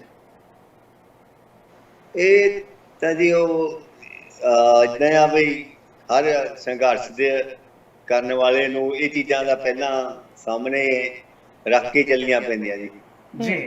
ਤੇ ਜਿਹੜੇ ਹਜ਼ਾਰਾਂ ਸ਼ਹੀਦੀਆਂ ਵੀ ਪਾ ਗਏ, ਉਹਨਾਂ ਦੇ ਪਰਿਵਾਰ ਵੀ ਹੈਗੇ ਆ, ਤੇ ਜਿਹੜੇ ਜੇਲ੍ਹਾਂ 'ਚ ਹੈਗੇ ਆ ਜੀ ਉਹਨਾਂ ਦੇ ਵੀ ਹੈਗੇ ਆ, ਤੇ ਸਭ ਉਹਦੇ ਭਾਣੇ ਤੇ ਰਹਿ ਕੇ ਬਰਦਾਸ਼ਤ ਕਰਨਾ ਪੈਂਦਾ ਹੈ ਜੀ। ਤੇ ਅਸੀਂ ਇਹ ਚੀਜ਼ ਨੂੰ ਕਦੇ ਸੋਚ ਕੇ ਜਾਂ ਮਨ ਤੇ ਲਾ ਕੇ ਨਹੀਂ ਮੇਰੀ ਕੀ ਖੱਟਿਆ ਤੇ ਅਸੀਂ ਗਵਾਏ ਆ ਜੀ, ਗਵਾ ਕੇ ਸੰਘਰਸ਼ ਹੁੰਦੇ ਆ ਜੀ। ਵਾਹ ਜੀ ਵਾਹ। ਤੇ ਵੀਰ ਜੀ, ਇੱਕ ਗੱਲ ਹੋਰ ਪੁੱਛਣਾ ਚਾਹਾਂਗੇ ਕਿ ਤੁਸੀਂ ਤੇ ਜੇਲ੍ਹ 'ਚ ਸੀ, ਤੁਸੀਂ ਆਪਣੀ ਸਜ਼ਾ ਜਿੰਨੀ ਤੁਹਾਨੂੰ ਉਮਰ ਕੈਦ ਦੀ 10 ਤੋਂ 14 ਸਾਲ ਤੱਕ ਹੁੰਦੀ ਹੈ, ਪਰ ਤੁਸੀਂ ਡਬਲ ਉੱਥੇ ਭੁਗਤੀ ਹੈਗੀ ਆ 28 ਵਰੇ, ਤੇ ਪਿੱਛੋਂ ਪਰਿਵਾਰ ਨੂੰ ਕਦੇ ਕੋਈ ਇਹੋ ਜਿਹੀ ਕੋਈ ਤੰਗੀ ਤਰੁਸ਼ਟੀ ਜਾਂ ਕੋਈ ਇਹੋ ਜਿਹਾ ਟੌਰਚਰ ਪਰਿਵਾਰ ਦੇ ਨਾਲ ਕੋਈ ਦੁਰਵਿਵਹਾਰ ਕੀਤਾ ਗਿਆ ਜੀ? ਏਦਾਂ ਨਹੀਂ ਜਾਣੀ ਜ਼ਿਆਦਾ ਨਹੀਂ, ਪਰ ਲੇਕਿਨ ਪੁੱਛ ਗਿੱਛ ਤੇ ਬਹੁਤ ਆਉਂਦੇ ਰਹੇ ਆ ਹਰ ਸਾਲ, ਹਰ ਜਦੋਂ ਵੀ ਚੈੱਕ ਕਰਨਾ ਉਦੋਂ ਆਉਂਦਾ। ਲੇਕਿਨ ਜਦੋਂ ਮੈਂ ਇੱਥੇ ਬਾਹਰ ਸੀਗਾ ਤਾਂ ਵੀ ਪਰਿਵਾਰ ਕੋ ਆ ਕੇ ਉਹਨਾਂ ਨੂੰ ਪਰੇਸ਼ਾਨ ਕਰਦੇ ਸੀਗੇ। ਇਹ ਤਾਂ ਜੀ ਵੀ ਪ੍ਰਕਿਰਿਆ ਹੀ ਆਏ ਚੱਲਦੀ ਹੈ ਜੀ। ਅੱਛਾ, ਕਦੇ ਇੱਕ ਗੱਲ ਬੜੀ ਹੈਰਾਨੀ ਵਾਲੀ ਹੈ, ਤੁਹਾਨੂੰ ਹੁਣ ਕਿਵੇਂ ਲੱਗ ਰਿਹਾ ਕਿ ਇਸ ਵੇਲੇ, ਮੈਂ ਸਰਕਾਰਾਂ ਦਾ ਖਾਸ ਕਰਕੇ ਨਾਮ ਲਵਾਂਗਾ, ਬੀਜੇਪੀ ਸਰਕਾਰ ਆਈ, ਬੀਜੇਪੀ ਸਰਕਾਰ ਨੇ ਇਹ ਅਨਾਉਂਸ ਕੀਤਾ ਗੁਰੂ ਪਾਤਸ਼ਾਹ ਦੇ ਪ੍ਰਕਾਸ਼ ਪੁਰਬ ਦੇ ਉੱਤੇ ਵੀ ਜਿੰਨੇ ਵੀ ਰਾਜਸੀ ਕੈਦੀ ਨੇ ਜਿਨ੍ਹਾਂ ਦੀ ਸਜ਼ਾ ਪੂਰੀ ਹੋ ਚੁੱਕੀ ਉਹਨੂੰ ਰਿਹਾ ਕੀਤਾ ਜਾਵੇ। ਤੁਹਾਨੂੰ ਕੀ ਲੱਗਦਾ ਹੈ ਕਿ ਸਰਕਾਰਾਂ ਨੂੰ ਕੀ ਅਪੀਲ ਹੈ? ਜਿਹੜੇ ਤੁਹਾਡੇ ਨਾਲ ਦੇ ਹੋਰ ਸਾਥੀ ਅਜੇ ਜੇਲ੍ਹਾਂ ਦੇ ਵਿੱਚ ਬੈਠੇ ਨੇ, ਤੁਹਾਨੂੰ ਲੱਗਦਾ ਨਹੀਂ ਵੀ ਸੂਬੇ ਦੀਆਂ ਸਰਕਾਰਾਂ ਕੋਲ ਬੜੇ ਰਾਈਟਸ ਨੇ, ਗਵਰਨਰ ਕੋਲ ਰਾਈਟ ਨੇ? ਜਿਹੜੀ ਮੈਂ ਧਾਰਾ 162 ਤੇ 72 ਦੀ ਗੱਲਬਾਤ ਕੀਤੀ ਹੈ, ਉਹਦੇ ਵਿੱਚ ਇੱਕ ਧਾਰਾ ਦੇ ਵਿੱਚ ਰਾਸ਼ਟਰਪਤੀ ਅਲਾਉ ਕਰ ਸਕਦਾ, ਦੂਸਰੀ ਧਾਰਾ ਦੇ ਵਿੱਚ ਗਵਰਨਰ ਹੈ ਜਿਹੜਾ ਸੂਬੇ ਦਾ, ਉਹ ਰਿਕਮੈਂਡ ਕਰਕੇ ਉਹਨਾਂ ਨੂੰ ਛੱਡ ਸਕਦਾ ਹੈ। ਹੁਣ ਕੀ ਮੁਸ਼ਕਲ ਆ ਰਹੀ ਹੈ ਸੂਬੇ ਦੇ ਮੁੱਖ ਮੰਤਰੀ ਨੂੰ ਗਵਰਨਰ ਨੂੰ ਕਹਿ ਕੇ ਇਹਨਾਂ ਵਿਅਕਤੀਆਂ ਨੂੰ ਜਿਨ੍ਹਾਂ ਦੇ ਬਾਰੇ ਸਰਕਾਰਾਂ ਦੇ ਆਰਡਰ ਹੋ ਚੁੱਕੇ ਹੈ ਕਿ ਤੁਸੀਂ ਜਿਹੜੇ ਕੈਦੀ ਪੂਰੀ ਸਜ਼ਾ ਕਰ ਚੁੱਕੇ ਆ ਉਹਨੂੰ ਰਿਹਾ ਕਰ ਦਿਓ, ਹੁਣ ਫਿਰ ਮੁਸ਼ਕਲ ਕਾਹਦੀ ਆ ਰਹੀ ਹੈ? ਮੁਸ਼ਕਲ ਜੀ ਇਹ ਜਿਹੜੇ ਰਾਜਸੀ ਕੈਦੀ ਆ ਜਾਂ ਹੋਣੇ ਆ, ਇਹ ਤੁਹਾਨੂੰ ਮੈਂ ਪਹਿਲਾਂ ਬੇਨਤੀ ਕਰ ਚੁੱਕਾ ਕਿ ਸੈਂਟਰ ਦੇ ਹੱਥ ਆ ਹੁਣ। ਸਟੇਟ ਗਵਰਨਮੈਂਟ ਨੇ ਉਹਨਾਂ ਦੇ ਡਿਸੀਜਨ ਨਹੀਂ ਲੈਣਾ ਜਿੰਨਾ ਚਿਰ ਸੈਂਟਰ ਗਵਰਨਮੈਂਟ ਵੱਲੋਂ ਹਰੀ ਝੰਡੀ ਨਹੀਂ ਮਿਲੇਗੀ। ਤੇ ਅਸੀਂ ਜਦੋਂ ਕੋਈ, ਚਲੋ ਮੈਂ ਆਪਣੀ ਗੱਲ ਕਰ ਲੈਂਦਾ ਵੀ ਮੈਂ ਹੁਣ ਰਿਹਾ ਹੋਇਆ ਤਾਂ ਤੁਸੀਂ ਆਪਣੀ ਗੱਲਬਾਤ ਚੱਲ ਰਹੀ ਆ, ਹੋਰ ਵੀ ਚੈਨਲ ਵਾਲੇ ਆਇਆ ਤੇ ਮੁੱਦਾ ਗਰਮ ਜਿਹਾ ਹੋ ਜਾਂਦਾ ਤੇ ਲੋਕਾਂ ਤੱਕ, ਸਿੱਖ ਸੰਗਤਾਂ ਤੱਕ ਪਹੁੰਚਦਾ। ਪਰ ਬਾਅਦ ਦੇ ਵਿੱਚ ਅਸੀਂ ਫਿਰ ਬਿਲਕੁਲ ਇੱਥੇ ਖਾਮੋਸ਼ੀ ਧਾਰ ਲੈਂਦੇ ਆ ਤੇ ਕੁਛ ਨਹੀਂ ਇੱਥੇ ਗਾਂ ਕਾਰਵਾਈ ਹੁੰਦੀ। ਤੇ ਮੇਰੀ ਤਾਂ ਇੱਕ ਸਮੁੱਚੀ ਜਿੰਨੀ ਸਿੱਖ ਸੰਗਤ ਆ ਤੇ ਪੰਥਕ ਸ਼ਖਸੀਅਤਾਂ ਆ, ਪੰਥਕ ਜਥੇਬੰਦੀਆਂ ਆ, ਜੋ ਵੀ ਪੋਲੀਟੀਕਲ ਇੱਧਰ ਪਾਰਟੀਆਂ ਨੇ, ਸਾਰਿਆਂ ਦਾ ਇੱਕ ਬੈਠ ਕੇ ਇੱਕ ਪੈਨਲ ਬਣੇ, ਇੱਕ ਕਮੇਟੀ ਬਣੇ ਜਿਹੜੀ ਕਿ ਇਹਨਾਂ ਰਾਸ਼ਟਰੀ ਕੈਦੀਆਂ ਦੀ ਰਿਹਾਈ ਦੇ ਲਈ ਸਰਕਾਰ ਨਾਲ ਗੱਲਬਾਤ ਕਰੇਗੀ ਤੇ ਤਾਂ ਹੀ ਜਾ ਕੇ ਸਰਕਾਰ ਕੋਈ ਇੱਥੇ ਡਿਸੀਜਨ ਲਏਗੀ। ਅਸੀਂ ਸਿਰਫ ਉਹਨਾਂ ਦੇ ਘਰ ਦੇ ਛੱਡਣਾ ਇਵਨੇ ਤਾਂ ਕੋਰਟ ਦਾ ਮਸਲਾ ਵੀ ਇੰਨਾ ਨਹੀਂ ਹੈਗਾ। ਮੈਂ ਆਪਣੀ ਤੁਹਾਨੂੰ ਗੱਲ ਦੱਸਦਾ ਕਿ ਮੈਂ 2006 ਤੋਂ ਰਿਹਾਈ ਦੇ ਮੇਰੇ ਪੇਪਰ ਪਹਿਲੀ ਵਾਰ ਗੁਜਰਾਤ ਗੌਰਮੈਂਟ ਨੂੰ ਭੇਜੇ ਸੀ ਜੋ ਰਿਜੈਕਟ ਹੋ ਕੇ ਆਏ 2006 ਕੋਰਟ ਚੰਡੀਗੜ੍ਹ ਚਲੇ ਗਏ। ਹਾਂਜੀ, ਬਹੁਤ ਹੀ ਲੰਮਾ ਸਮਾਂ ਚੰਡੀਗੜ੍ਹ ਕੇਸ ਚੱਲਿਆ। 2 ਵਾਰੀ ਹਾਈ ਕੋਰਟ ਨੇ ਮੈਨੂੰ ਪਰਮਾਨੈਂਟ ਪੈਰੋਲ ਦਿੱਤੀ ਕਿ ਇਹ ਕੇਸ ਰਿਹਾਈ ਦੇ ਕਾਬਲ ਆ, ਰਿਹਾਈ ਹੋਣੀ ਚਾਹੀਦੀ ਆ। ਪਰ ਫਿਰ ਮੈਨੂੰ ਚੈਲੰਜ ਕੀਤਾ ਗਿਆ ਸੁਪਰੀਮ ਕੋਰਟ। ਹਾਲੇ ਕਿ ਯੂਪੀ, ਮੈਂ ਤੁਹਾਨੂੰ ਦੱਸਦਾ ਵੀ ਯੂਪੀ ਦਾ ਕੇਸ ਸੀ ਮੇਰੇ ਨਾਲ ਮੇਜਰ ਸਿੰਘ ਦਾ, ਉਹ ਆਪਣੇ ਬਰਿਆਮ ਸਿੰਘ ਦਾ ਭਤੀਜਾ ਸੀ, ਇਸੇ ਕੇਸ ਵਿੱਚ ਸੀਗਾ ਜੀ। ਉਹਦਾ ਯੂਪੀ ਗਵਰਨਮੈਂਟ ਨੇ ਨਕਸ਼ਾ ਪਾਸ ਕਰਤੇ, ਪੇਪਰ ਪਾਸ ਕਰਤੇ, ਉਹ ਉਦੋਂ 12 ਦੀ ਰਿਹਾ ਹੋ ਗਿਆ ਤੇ ਮੈਨੂੰ ਮੁੜ ਕੇ ਫਿਰ ਸੁਪਰੀਮ ਕੋਰਟ ਜਾਣਾ ਪਿਆ। ਸੁਪਰੀਮ ਕੋਰਟ ਵੀ ਨੇ ਮੇਰਾ ਕਹਿਣਾ ਨਹੀਂ ਛੱਡਿਆ। ਉੱਤੇ ਮੈਂ ਪਹਿਲਾਂ ਵਕੀਲ ਕੀਤਾ, ਉਹਦੀ ਡੈਥ ਹੋ ਗਈ, 3 ਲੱਖ ਰੁਪਈਆ ਮੇਰਾ ਖਰਾਬ। ਉਸ ਤੋਂ ਬਾਅਦ ਜੋ ਵਕੀਲ ਕੀਤਾ ਉਹ ਕੇਸ ਛੱਡ ਗਿਆ ਜੀ। ਉਹ ਤੋਂ ਤੀਸਰਾ ਵਕੀਲ ਕੀਤਾ, ਜਾਨ ਕਿ ਪੈਸੇ ਦਾ ਕੋਈ ਪਤਾ ਨਹੀਂ ਲੱਗਾ। ਤੇ 2016 ਦੇ ਵਿੱਚ ਸੁਪਰੀਮ ਕੋਰਟ ਨੇ ਡਿਸੀਜਨ ਦਿੱਤਾ ਕਿ 8 ਹਫ਼ਤੇ ਵਿੱਚ ਇਹਦਾ ਫੈਸਲਾ ਕਰੋ। ਲੇਕਿਨ ਅੱਜ ਦੇਖ ਲਓ ਕਿ 4 ਸਾਲ ਪਹਿਲਾਂ ਕਿ ਦੁਬਾਰਾ ਫੇਰ ਹਾਈ ਕੋਰਟ ਇੱਥੇ ਖਰਚਾ ਕਰਨਾ ਪਿਆ। ਇਹ ਖਰਚੇ ਦਾ ਕੋਈ ਪਤਾ ਨਹੀਂ ਲੱਗਾ। ਕੇਸ ਨਾਲੋਂ ਜ਼ਿਆਦਾ ਰਿਹਾਈ ਤੇ ਖਰਚਾ ਹੋਇਆ। ਇੱਥੇ ਮੈਂ ਕਹਿਣਾ ਕੀ ਚਾਹੁੰਦਾ ਵੀ ਸਾਨੂੰ ਬੜੇ ਸੀਰੀਅਸ ਹੋ ਕੇ, ਸੰਜੀਦਾ ਹੋ ਕੇ ਰਿਹਾਈਆਂ ਦੀ ਗੱਲ ਕਰਨੀ ਪੈਣੀ ਆ। ਜਿੱਦਾਂ ਮਰਜ਼ੀ ਆਪਣਾ ਇੱਕ ਕਮੇਟੀ ਬਣਾਈ, ਪੈਨਲ ਬਣੇ, ਆਪਣੇ ਸਾਰੀਆਂ ਜਥੇਬੰਦੀਆਂ ਦਾ ਪੰਥਕ ਸ਼ਖਸੀਅਤਾਂ ਹੋਣ, ਬਾਹਰਲੇ ਹੋਣ, ਇੱਧਰ ਹੋਣ, ਇਹਦੀ ਗੱਲ ਕਰਨੀ ਜਿੱਦਾਂ ਗੱਲ ਬਣਦੀ ਹੈ ਤੇ ਸਾਨੂੰ ਗੱਲ ਕਰਨੀ ਚਾਹੀਦੀ ਹੈ। ਤਾਂ ਜੋ ਇਹ ਇਹਨਾਂ ਦੀਆਂ ਸਜ਼ਾਵਾਂ ਖਤਮ ਹੋਈਆਂ ਨੇ, ਪੂਰੀਆਂ ਹੋਈਆਂ, ਉਹ ਬਾਹਰ ਆ ਸਕਣ। ਤਾਂ ਇਹਨਾਂ ਨੇ ਕਿਸੇ ਨੇ ਕਦੇ ਕੋਈ ਰਿੱਟ ਪੈ ਜਾਣੀ ਆ, ਕਦੇ ਕੁਛ ਹੋ ਜਾਣਾ ਤੇ ਉਹਨਾਂ ਨੇ ਏਦਾਂ ਹੀ ਉਹ ਮੁਸ਼ਕਲਾਂ ਦਾ ਸਾਹਮਣਾ ਕਰਨਾ ਜੀ। ਇਹਦੇ ਵਿੱਚ ਬਲਜਿੰਦਰ ਜੀ ਜਿਹੜੀ ਸਭ ਤੋਂ ਵੱਡੀ ਗੱਲ ਇਹ ਹੈ, ਜਦੋਂ ਪਰਿਵਾਰਾਂ ਦੇ ਵਿੱਚ ਕੋਈ ਝਗੜਾ ਹੁੰਦਾ ਹੈ, ਕੋਈ ਜ਼ਮੀਨੀ ਝਗੜਾ ਹੋ ਗਿਆ, ਕੋਈ ਜਾਇਦਾਦ ਪਿੱਛੇ ਹੋ ਗਿਆ, ਆਮ ਕਰਕੇ ਪੰਜਾਬ ਦੇ ਵਿੱਚ ਇਹੀ ਝਗੜੇ ਹੁੰਦੇ ਆ, ਕਤਲ ਹੋ ਜਾਂਦੇ ਆ, ਜੇਲ੍ਹਾਂ ਦੇ ਵਿੱਚ ਜਾਂਦੇ ਆ, ਜ਼ਮੀਨਾਂ ਬਰਬਾਦ ਹੋ ਜਾਂਦੀਆਂ ਨੇ, ਘਰ ਦੇ ਘਰ ਬਰਬਾਦ ਹੋ ਜਾਂਦੇ ਨੇ। ਪਰ ਜਿੰਨੇ ਵੀ ਸੰਘਰਸ਼ੀ ਸਿੰਘ ਸੀ, ਹੁਣ ਕੁੱਕੀ ਦੀ ਗੱਲ ਕਰੋ, ਰਣਜੀਤ ਸਿੰਘ ਕੁੱਕੀ, ਡਾਕਟਰ ਖੇਮ ਸਿੰਘ ਉਹਨਾਂ ਦਾ ਬੇਟਾ ਸੀ, PAU ਦੇ ਤੁਹਾਨੂੰ ਪਤਾ ਵੀ ਵਾਈਸ ਚਾਂਸਲਰ ਰਿਹਾ ਉਹਨਾਂ ਦਾ ਬੇਟਾ, ਵੈਲ ਐਜੂਕੇਟਡ, ਵੈਲ ਇੰਟੈਲੀਜੈਂਟ ਬੱਚੇ ਰੁਲ ਰਹੇ ਨੇ। ਉਹਨਾਂ ਨੂੰ ਸਾਡੀ ਕੌਮ ਨੇ ਕਿਸੇ ਨੇ ਪਛਾਣਿਆ ਨਹੀਂ।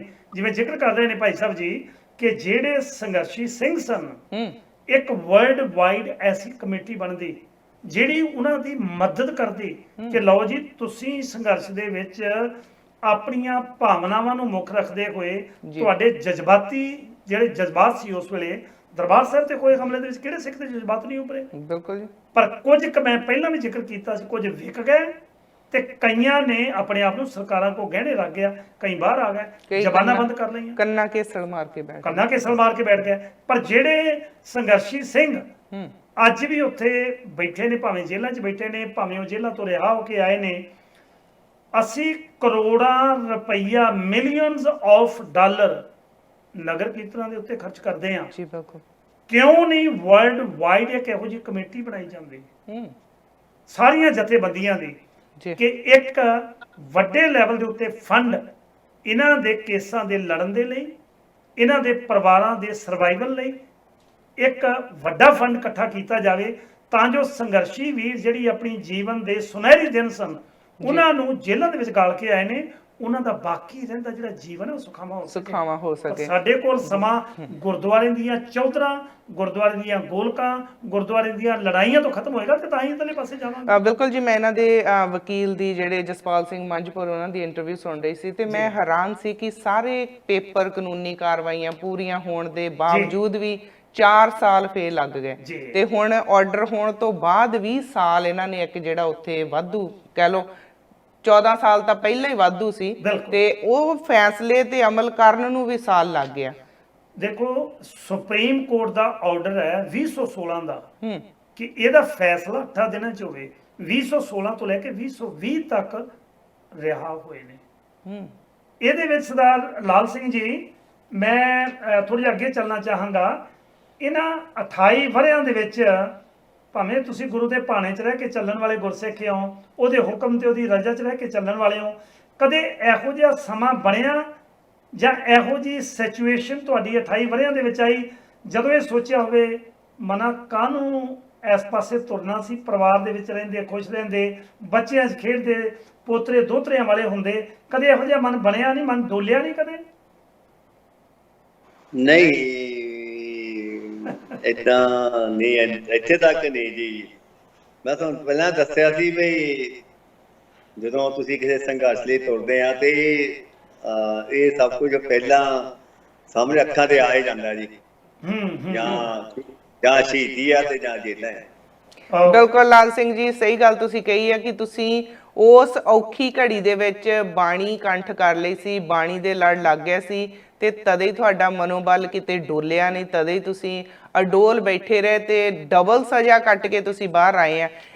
ਤੁਸੀਂ ਇੱਕ ਮੈਂ ਤੁਹਾਡੀ ਇੰਟਰਵਿਊ ਸੁਣ ਰਹੀ ਸੀ, ਤੁਸੀਂ ਜ਼ਿਕਰ ਕੀਤਾ ਕਿ ਤੁਸੀਂ ਇੱਕ ਬਹੁਤ ਚੰਗਾ ਡਿਸੀਜਨ ਲਿਆ ਕਿ ਤੁਸੀਂ ਗੁਟਕਾ ਸਾਹਿਬ ਦੀ ਮੰਗ ਕੀਤੀ ਤੇ ਤੁਸੀਂ ਬਾਣੀ ਦੇ ਲੜ ਲੱਗ ਗਏ ਤੇ ਤੁਹਾਡਾ ਕਾਫੀ ਸਮਾਂ ਬਾਣੀ ਪੜ੍ਹਦਿਆਂ ਨਿਕਲ ਜਾਂਦਾ ਸੀ। ਪਰ ਵੈਸੇ ਜਦ ਤੁਸੀਂ ਦੱਸਿਆ ਕਿ ਵੈਸੇ ਸਾਰਾ ਦਿਨ ਜੇ ਉੱਥੇ ਸਮਾਂ ਕੱਢਣਾ ਹੋਵੇ, ਵੱਡੀਆਂ ਵੱਡੀਆਂ ਦੀਵਾਰਾਂ ਆ ਉਹਨਾਂ ਨੂੰ ਦੇਖ ਕੇ ਤੇ ਤੁਸੀਂ ਸਮਾਂ ਕੱਢ ਨਹੀਂ ਸਕਦੇ, ਤੁਸੀਂ ਕਹਿ ਲਓ ਕਿ ਸਟ੍ਰੈਸ 'ਚ, ਡਿਪਰੈਸ਼ਨ 'ਚ, ਐਵੇਂ ਤੁਸੀਂ ਆਪਣੇ ਆਪ ਨੂੰ ਕੋਈ ਬਿਮਾਰੀ ਲਾ ਸਕਦੇ ਆ। ਪਰ ਹੁਣ ਤੁਸੀਂ ਬਾਹਰ ਆ ਗਏ ਆ, ਪਰਿਵਾਰ ਦੇ ਵਿੱਚ ਹੋ, ਤੁਹਾਡਾ ਆਪਣਾ ਪਰਿਵਾਰ ਤੁਹਾਡੇ ਕੋਲ ਆ, ਕੀ ਮਹਿਸੂਸ ਕਰਦੇ ਹੋ? ਤੁਹਾਨੂੰ ਕਿਵੇਂ ਲੱਗਦਾ ਆ? ਪਹਿਲਾਂ ਤੁਸੀਂ ਕੁਝ ਦਿਨਾਂ ਦੇ ਲਈ ਬਾਹਰ ਆਉਂਦੇ ਸੀ ਤੇ ਹੁਣ ਤੁਸੀਂ ਆਪਣੀ ਪੱਕੀ ਤੁਹਾਡੀ ਰਿਹਾਈ ਹੋ ਗਈ ਆ ਤੇ ਹੁਣ ਆਉਣ ਵਾਲੇ ਸਮੇਂ ਦੇ ਵਿੱਚ ਤੁਸੀਂ ਕੀ ਕਰਨਾ ਚਾਹੁੰਦੇ ਹੋ? ਕੀ ਤੁਹਾਡੀਆਂ ਭਾਵਨਾਵਾਂ ਆ? ਕੀ ਤੁਹਾਡੀ ਜ਼ਿੰਦਗੀ ਦੇ ਆਉਣ ਵਾਲੇ ਸਮੇਂ ਦੇ ਵਿੱਚ ਤੁਸੀਂ ਸੋਚਿਆ ਆ, ਜਿਹੜਾ 28 ਵਰ੍ਹਿਆਂ ਦੇ ਵਿੱਚ ਤੁਸੀਂ ਸਾਰਾ ਪਰਿਵਾਰ ਦਾ ਸਮਾਂ ਜਿਹੜਾ ਤੁਹਾਡਾ ਉੱਥੇ ਲੰਘਿਆ, ਹੁਣ ਕੀ ਤੁਹਾਡੀ ਸੋਚ ਕਹਿੰਦੀ ਹੈ? ਹਾਲੇ ਜੀ ਇਹਨੂੰ ਸਮਾਂ ਲੱਗੂਗਾ ਜਿਹਨਾਂ ਹਾਲਾਤਾਂ 'ਚ ਜਾਂ ਜਿੰਨਾ ਚਿਰ ਤੁਸੀਂ ਜਿਹੜੀ ਸਿਚੁਏਸ਼ਨ 'ਚ ਰਹਿ ਕੇ ਆਏ ਆ ਤੇ ਉਹ ਇੰਨੀ ਛੇਤੀ ਨਹੀਂ ਪਿੱਛਾ ਛੱਡਦੀਆਂ। ਹਾਲੇ ਵੀ ਰਾਤ ਨੂੰ ਕਈ ਵਾਰ ਸੁੱਤੇ ਪਏ ਉੱਥੇ ਘੁੰਮੀ ਦਾ ਤੇ ਹਾਲੇ ਵੀ ਕਈ ਵਾਰ ਮਹਿਸੂਸ ਏਦਾਂ ਹੁੰਦਾ ਹੀ ਪਤਾ ਮੈਂ ਪਰੋਲ ਤੇ ਜਾਂ ਵੀ ਖਤਮ ਹੋ ਜਾਣੀ ਤੇ ਜਾਣਾ ਆ ਤੇ ਪਰ ਜਿੱਦਾਂ ਤੁਹਾਡੇ ਨਾਲ ਗੱਲਬਾਤ ਚੱਲਦੀ ਹੈ, ਏਦਾਂ ਕੋਈ ਰਿਸ਼ਤੇਦਾਰ ਹੋਰ ਚਾਰ ਬੱਤਨ ਹੁੰਦੇ ਕਹਿੰਦੇ ਹੁਣ ਤੂੰ ਜਾਣਾ ਨਹੀਂ ਤਾਂ ਮੰਨ ਲਿਆ ਇਹਨੂੰ ਏਦਾਂ ਲੱਗਦਾ ਸੱਚੀ ਮੈਂ ਰਿਹਾ ਹੋ ਗਿਆ। ਸੁੱਤਿਆਂ ਪਿਆ ਨੂੰ ਕਦੇ ਕਦੇ ਸਵੇਰੇ ਉੱਠਦਿਆਂ ਨੂੰ ਘਰ ਦੇ ਆਪਣੇ ਘਰ ਦੇ ਵਿੱਚ ਅੱਖਾਂ ਖੋਲਦੇ ਆ ਤੇ ਮਨ ਨੂੰ ਸਕੂਨ ਵੀ ਮਿਲਦਾ ਕਿ ਆਪਣੇ ਘਰ 'ਚ ਤੁਸੀਂ ਅੱਖਾਂ ਖੋਲੀਆਂ, ਪਰ ਮਨ ਕਿਤੇ ਨਾ ਕਿਤੇ ਭਟਕ ਕੇ ਹਾਲੇ ਵੀ ਉੱਥੇ ਹੀ ਚਲੇ ਜਾਂਦਾ ਤੇ ਇੱਕ ਸੁਪਨਾ ਜਿਹਾ ਹੀ ਲੱਗਦਾ ਹੋਵੇਗਾ। ਹਾਂਜੀ, ਆ ਦੇਖੋ ਹੁਣ ਟਾਈਮ ਕੀ ਹੋ ਗਿਆ, 10 ਵੱਜ ਗਏ, ਸੁੱਤੇ ਪਏ, ਦੁਬਾਰਾ ਉੱਠਣ ਦੀ ਤਿਆਰੀ ਕਰ ਲਈ ਸੀ, 6 ਵਜੇ ਬੰਦ ਹੋ ਜਾਂਦਾ ਸੀਗਾ ਤੇ ਅੱਜ ਇੱਥੇ ਬੈਠੇ ਆ ਤੇ ਥੋੜੀ ਹੌਲੀ ਜਾਣ ਕੀ ਹੋ ਰਿਹਾ ਜੀ ਇਦਾਂ ਨੂੰ ਮੂਵ ਤੇ। ਬਾਕੀ ਰਹੀ ਗੱਲ, ਕੁਛ ਕੰਮ ਤਾਂ ਕਰਨਾ ਹੀ ਪੈਣਾ, ਆਖਰ ਸਰਵਾਈਵ ਕਰਨਾ, ਹੁਣ ਰਹਿਣਾ ਆ ਤੇ ਦੇਖਾਂਗੇ ਹੁਣ ਜੋ ਵੀ ਉਹਦੇ ਪਰਮਾਤਮਾ ਦੀ ਰਹਿ ਚ ਜੋ ਉਹਨੂੰ ਮਨਜ਼ੂਰ ਹੋਇਆ ਹੋ ਜਾਊਗਾ ਜੀ। ਬਾਕੀ ਮੈਂ ਇੱਥੇ ਇੱਕ ਗੱਲ ਬਹੁਤ ਕਹਾਂਗਾ ਕਿ ਸਮੁੱਚੀਆਂ ਹੀ ਸਿੱਖ ਸੰਗਤਾਂ ਦਾ ਬਹੁਤ ਹੀ ਧੰਨਵਾਦ ਆ, ਆਪਣੀਆਂ ਜਥੇਬੰਦੀਆਂ ਜਿੰਨੀਆਂ ਵੀ ਪੰਥਕ ਸ਼ਖਸੀਅਤਾਂ ਆ, ਫਿਰ ਬਹੁਤ ਇਹਨਾਂ ਨੇ ਸਾਥ ਦਿੱਤਾ ਜੀ। ਮੈਂ ਤਕਰੀਬਨ ਜਦੋਂ ਸੈਕਿੰਡ ਪੈਰੋਲ ਆਇਆ ਸੀ 2002 ਚ ਤਾਂ ਬਜ਼ੁਰਗ ਸਾਡੇ ਘਰ ਇਕੱਲੇ ਸੀ ਤੇ ਸਾਰੀਆਂ ਭੈਣਾਂ ਭਾਈਆਂ ਰਲ ਕੇ ਮੇਰੇ ਆਨੰਦ ਕਾਰਜ ਹੋਏ ਤੇ ਉਸ ਤੋਂ ਬਾਅਦ 2007 ਚ ਘਰ ਇੱਕ ਬੇਟੀ ਪੈਦਾ ਹੋਈ, ਜਨਮ ਲਿਆ ਉਹਨੇ ਤੇ ਮੁਸ਼ਕਲ ਤਾਂ ਉਹਨੂੰ ਆਉਂਦੀ ਸੀ ਜਦੋਂ ਮੈਂ ਜਾਂਦਾ ਸੀਗਾ ਤੇ ਪਰ ਫਿਰ ਵੀ ਬਹੁਤ ਮੇਰੇ ਸਿੱਖ ਸੰਗਤਾਂ ਏਦਾਂ ਦੀਆਂ ਸੀਗੀਆਂ ਕਿ ਆਪਣੇ ਪਰਿਵਾਰ ਨਾਲੋਂ ਵੀ ਵੱਧ ਹੁਣ ਸਮਝ ਕੇ ਉਹਨਾਂ ਨੇ ਇਹਨਾਂ ਦਾ ਸਾਥ ਦਿੱਤਾ, ਕੋਈ ਇਹਨਾਂ ਨੂੰ ਇੰਨੇ ਔਖੇ ਨਹੀਂ ਹੋਣੇ ਦਿੱਤਾ ਤੇ ਜਾਨੀ ਕੋਈ ਦੁੱਖ ਸੁੱਖ ਤੇ ਖੜੇ ਰਹੇ ਨਾਲ। ਤੇ ਕੇਸ ਜੀ ਬਾਅਦ ਵਿੱਚ ਜਦੋਂ ਮੈਂ ਸੁਪਰੀਮ ਕੋਰਟ ਲੜਨਾ ਸੀ ਤੇ ਭੁੱਲਰ ਸਾਹਿਬ ਦਿੱਲੀ ਆ ਗਏ ਸੀਗੇ ਤੇ ਇਹਨਾਂ ਨਾਲ ਮਿਲ ਕੇ ਤੇ ਕੁਛ ਮਦਦ ਹੁੰਦੀ ਰਹੀ ਤੇ ਮੈਂ ਇਹ ਕਹੂੰਗਾ ਕਿ ਸਮੁੱਚੀਆਂ ਸਿੱਖ ਸੰਗਤਾਂ ਦਾ ਮੈਂ ਬਹੁਤ ਧੰਨਵਾਦੀ ਹਾਂ ਤੇ ਜਿਨ੍ਹਾਂ ਨੇ ਮੇਰੇ ਦੁੱਖ ਦੇ ਪਰਿਵਾਰ ਨੂੰ। ਅੱਛਾ, ਇਹ ਦੱਸੋ ਭਾਈ ਸਾਹਿਬ ਲਾਲ ਸਿੰਘ ਜੀ, ਜਦੋਂ ਤੁਸੀਂ ਜੇਲ੍ਹ ਦੇ ਵਿੱਚ ਰਹੇ ਹੋ, ਕਿਉਂਕਿ ਬੜੀਆਂ ਚੀਜ਼ਾਂ ਨੇ ਜਿਹੜੀਆਂ ਅਜੇ ਡਿਸਕਲੋਜ਼ ਨਹੀਂ ਕਰ ਸਕਦੇ, ਅਜੇ ਬਾਹਰ ਨਹੀਂ ਦੱਸ ਸਕਦੇ ਕਿਉਂਕਿ ਹੁਣੇ ਤੁਸੀਂ ਆਏ ਹੋ।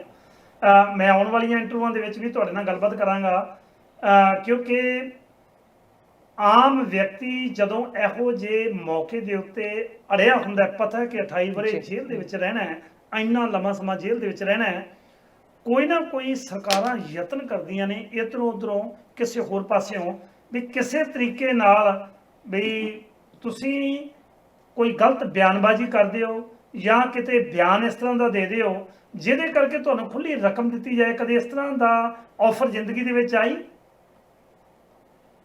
ਮੇਰੇ ਬਹੁਤ ਵੱਡੀ ਆਈ ਸੀ ਇਹ ਆਫਰ ਵੀ, ਤੇ ਇੱਕ ਸਮਾਂ ਆਇਆ ਸੀ ਜਦੋਂ ਮੈਂ ਅਰੈਸਟ ਹੋਇਆ ਤਾਂ ਤੁਹਾਡੇ ਇੱਥੇ ਕੈਨੇਡਾ ਤੋਂ RCMP ਦੇ ਅਫਸਰ ਗਏ ਸੀ ਤੇ ਉਹਨੇ ਮੈਨੂੰ 5-6 ਦਿਨ ਇੰਟਰੋਗੇਟ ਕੀਤਾ, ਪੁੱਛਗਿੱਛ ਕਰਦੇ ਰਹੇ ਤੇ ਉਹ ਇੱਕ ਲੇਡੀ ਅਫਸਰ ਵੀ ਆਈ ਸੀ, ਉਹਨੇ ਮੈਨੂੰ ਸ਼ਨਾਖਤ ਕੀਤਾ ਸੀ, ਪਰ ਬਾਅਦ ਵਿੱਚ ਉਹਨਾਂ ਨੇ ਇਹੀ ਕਿਹਾ ਵੀ ਮੈਂ ਪੱਕਾ ਨਹੀਂ ਕਹਿ ਸਕਦੀ ਵੀ ਇਹ ਉਹੀ ਹੋਊਗਾ ਜੋ ਤੁਸੀਂ ਕਹਿ ਰਹੇ ਆ ਵੀ ਉੱਥੇ ਘੁੰਮਦੇ ਸੀ, ਤੇ ਬਹੁਤ ਸੱਚ ਬੋਲ ਕੇ ਗਏ। ਤੇ ਉਸ ਤੋਂ ਬਾਅਦ ਜਦੋਂ ਮੈਨੂੰ 97 ਚ ਸਜ਼ਾ ਹੋ ਗਈ ਤੇ ਮੈਂ ਅਹਿਮਦਾਬਾਦ ਸੀਗਾ ਤੇ ਉੱਥੇ ਫਿਰ ਇੱਥੋਂ ਕੈਨੇਡਾ ਤੋਂ 2 ਅਫਸਰ ਆਏ ਸੀਗੇ ਤੇ ਉਹਨਾਂ ਨੇ ਕੱਲ ਮੈਨੂੰ ਕਿਹਾ ਵੀ ਤੈਨੂੰ ਵਧਾਈਆਂ ਹੋ, ਤੈਨੂੰ ਅਸੀਂ ਕੇਸ ਤੋਂ ਡਿਸਚਾਰਜ ਕਰਤਾ ਤੇ ਫਿਰ ਹੁਣ ਕੋਈ ਏਦਾਂ ਦਾ ਕੇਸ ਨਹੀਂ ਆ। ਕਾਫੀ ਸੋਹਣਾ ਹੌਸਲਾ ਦਿੰਦੇ ਰਹੇ, ਗੱਲ ਕਰਦੇ ਰਹੇ ਤੇ ਬਾਅਦ ਵਿੱਚ ਵੀ ਉਹਨਾਂ ਨੇ ਗੱਲ ਕਹੀ, ਉਹ ਮੇਰੇ ਬਹੁਤ ਜ਼ਿਆਦਾ ਇੱਕਦਮ ਸ਼ੌਕ ਲੱਗਾ ਕਿ ਤੁਸੀਂ ਕੁਝ ਗਵਾਹੀ ਦੇਣੀ ਆ, ਵੀਡੀਓ ਰਿਕਾਰਡ ਕਰਾਉਣੀ। ਮੈਂ ਕਿਹਾ ਮੈਂ ਕਿਸੇ ਕਿਸਮ ਦੀ ਕੋਈ ਵੀ ਏਦਾਂ ਦੀ ਨਹੀਂ ਕਰਦੀ ਵੀ ਮੈਂ ਨਹੀਂ ਕਰਾਂਗਾ। ਕਹਿੰਦੇ ਨਹੀਂ ਤੁਸੀਂ ਸੋਚ ਲਓ, ਤੇ ਕਾਫੀ ਵੱਡੀ ਆਫਰ ਸੀਗੀ ਤੇ ਖੁੱਲਾ ਚੈਲੰਜ ਸੀਗਾ, ਜੋ ਮਰਜ਼ੀ ਭਰ ਲਓ ਤੇ ਇਵਨ ਪਰਿਵਾਰ ਨੂੰ ਬਾਹਰ ਸੈੱਟ ਕਰਨ ਦਾ ਵੀ ਸੀ, ਰਿਹਾਈ ਦਾ ਵੀ ਸੀਗਾ। ਤੇ ਮੈਂ ਕਿਹਾ ਮੈਂ ਇੱਕੋ ਹੀ ਗੱਲ, ਪਤਾ ਨਹੀਂ ਵੀ ਮਾਲਕ ਨੇ ਪਰਮਾਤਮਾ ਨੇ ਉਸ ਵੇਲੇ ਆਪਣੇ ਕੋਲ ਖੜ ਕੇ ਜਾਂ ਤੇ ਮੈਨੂੰ ਇਹ ਇੰਨੀ ਦਲੇਰੀ ਬਖਸ਼ੀ ਤੇ ਮੈਂ ਸਿਰਫ ਨਾ ਹੀ ਕਰਦਾ ਰਿਹਾ। 2-3 ਘੰਟੇ ਦੇ ਬਾਅਦ ਉਹ ਚੱਲ ਗਏ, ਇਹ ਕਹਿ ਕੇ ਅਸੀਂ ਕੱਲ ਨੂੰ ਫੇਰ ਆਉਣਾ, ਤੁਸੀਂ ਰਾਤ ਨੂੰ ਸੋਚਣਾ ਚੰਗੀ ਤਰ੍ਹਾਂ ਤੇ ਫੇਰ ਇਹ ਗੱਲ ਕਰਿਓ। ਉਹ ਦੂਏ ਦਿਨ ਫੇਰ ਆਏ ਤੇ ਫਿਰ ਇਹੀ ਕੁਐਸਚਨ ਕੀਤਾ, ਫਿਰ ਉਹਨੇ ਇੱਕ ਗੱਲ ਜੋ ਕਹੀ ਮੈਨੂੰ ਹੁਣ ਵੀ ਯਾਦ ਆ ਕਿ ਤੇਰੇ ਕੋਲ ਇੰਨੀ ਪ੍ਰਾਪਰਟੀ ਹੈਗੀ ਹੈ, ਤੂੰ ਆਪਣੇ ਘਰ ਆਪਣਾ ਬਾਕੀ ਸਮਾਂ ਗੁਜ਼ਾਰਦਾ। ਮੈਂ ਕਿਹਾ ਮੈਂ ਕੈਨੇਡਾ ਅਮਰੀਕਾ ਛੱਡ ਕੇ ਆਇਆ ਤੇ ਪਤਾ ਮੇਰੇ ਚ ਉਹਦੇ ਭਾਣੇ ਚ ਆ, ਜੇ ਮੈਂ ਉੱਥੇ ਰਹਿਣਾ ਹੁੰਦਾ ਰਹਿ ਜਾਂਦਾ, ਮੈਂ ਆ ਗਿਆ, ਮੈਂ ਜੋ ਹੈਗਾ ਆਪਣੇ ਤੇ ਹੁਣ ਕੱਟਾਂਗਾ, ਮੈਂ ਕਿਸੇ ਨੂੰ ਕਿਉਂ ਕਰਾਂ।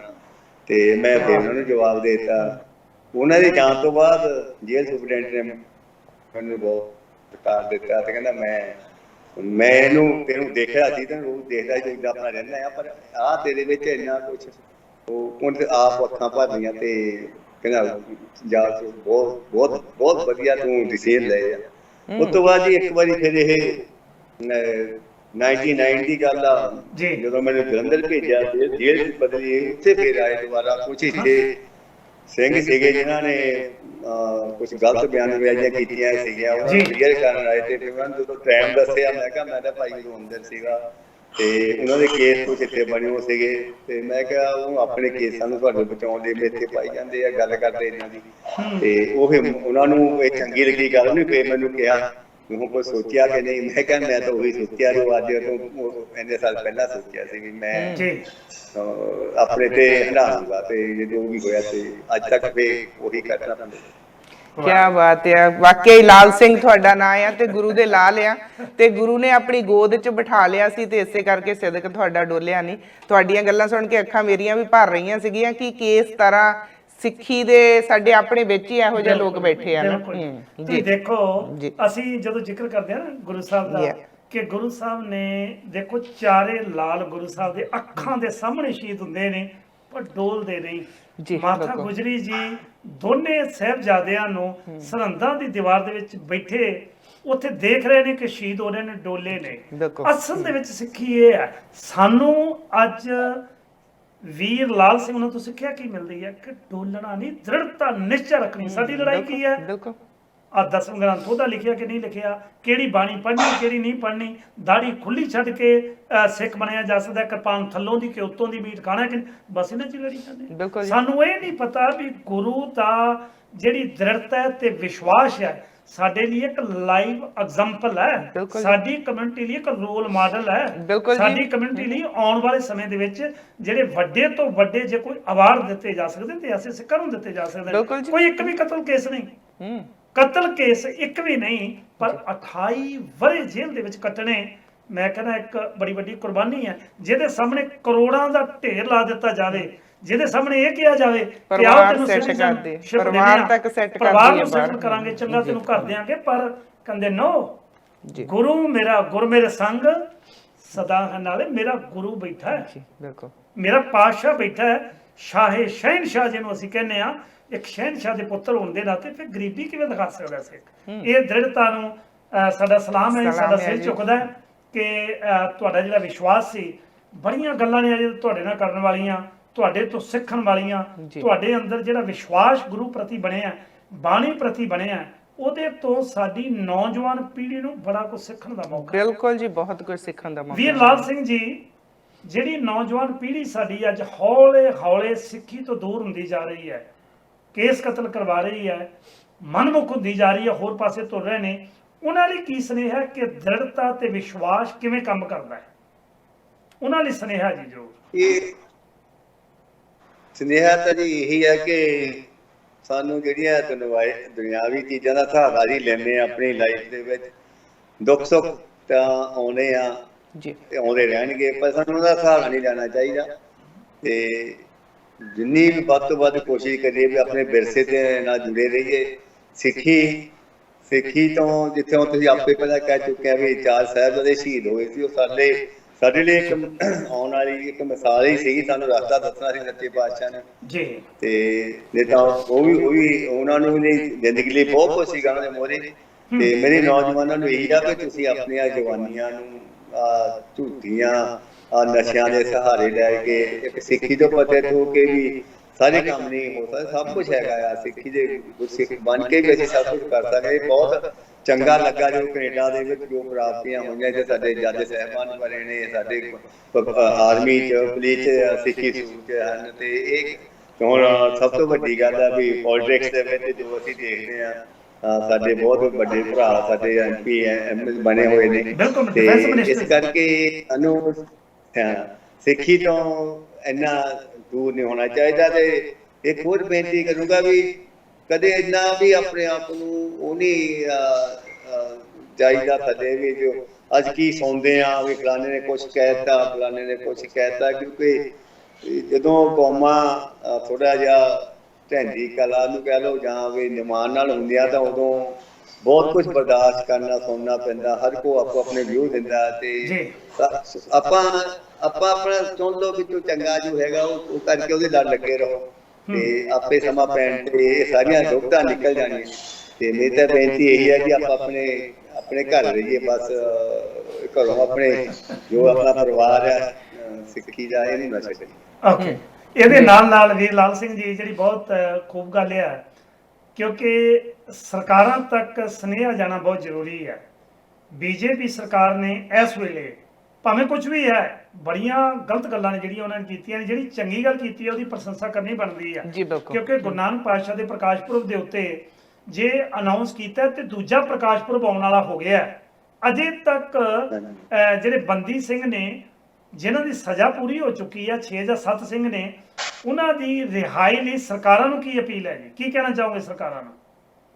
ਬਿਲਕੁਲ ਤੁਸੀਂ ਸਹੀ ਕਿਹਾ ਜੀ। ਮੈਂ ਚਲੋ ਭਾਵੇਂ ਮੈਂ ਅੱਜ ਬਾਹਰ ਬੈਠਾ ਪਰ ਮੈਂ ਕਹਿੰਦਾ ਮੈਂ ਖੁਸ਼ ਹਾਂ, ਮੇਰਾ ਪਰਿਵਾਰ ਖੁਸ਼ ਆ, ਪਰ ਸਹੀ ਮੰਨਿਆ ਜਾਵੇ ਤਾਂ ਖੁਸ਼ੀ ਬਹੁਤ ਹੁੰਦੀ। ਜਿੱਦਾਂ ਜਿੰਨੇ ਸਿੰਘ ਡਿਕਲੇਅਰ ਕੀਤੇ ਸੀ ਕਿਤੇ ਸਾਰੇ ਇਕੱਠੇ ਆਉਂਦੇ, ਸਾਰੇ ਰਿਹਾ ਹੁੰਦੇ ਤਾਂ ਮਨ ਖੁਸ਼ ਵੀ ਹੁੰਦਾ। ਤੇ ਫਿਰ ਵੀ ਮੈਂ ਕਹਿੰਦਾ ਵੀ ਸੈਂਟਰ ਸਰਕਾਰ ਭਾਜਪਾ ਦੀ ਜਿਹਨੇ ਇਹ ਡਿਸੀਜਨ ਲਿਆ ਬਹੁਤ ਵੱਡਾ ਔਰ ਬਹੁਤ ਦੇਰ ਬਾਅਦ ਲਿਆ, ਚੰਗਾ ਡਿਸੀਜਨ ਸੀਗਾ। ਤੇ ਇਸ ਡਿਸੀਜਨ ਦੇ ਆਧਾਰ ਤੇ ਹੀ ਜਿਹੜੇ ਬਾਕੀ ਸਿੰਘ ਰਹਿੰਦੇ ਆ ਉਹ ਰਿਹਾ ਜ਼ਰੂਰ ਕੀਤੇ ਜਾਣ।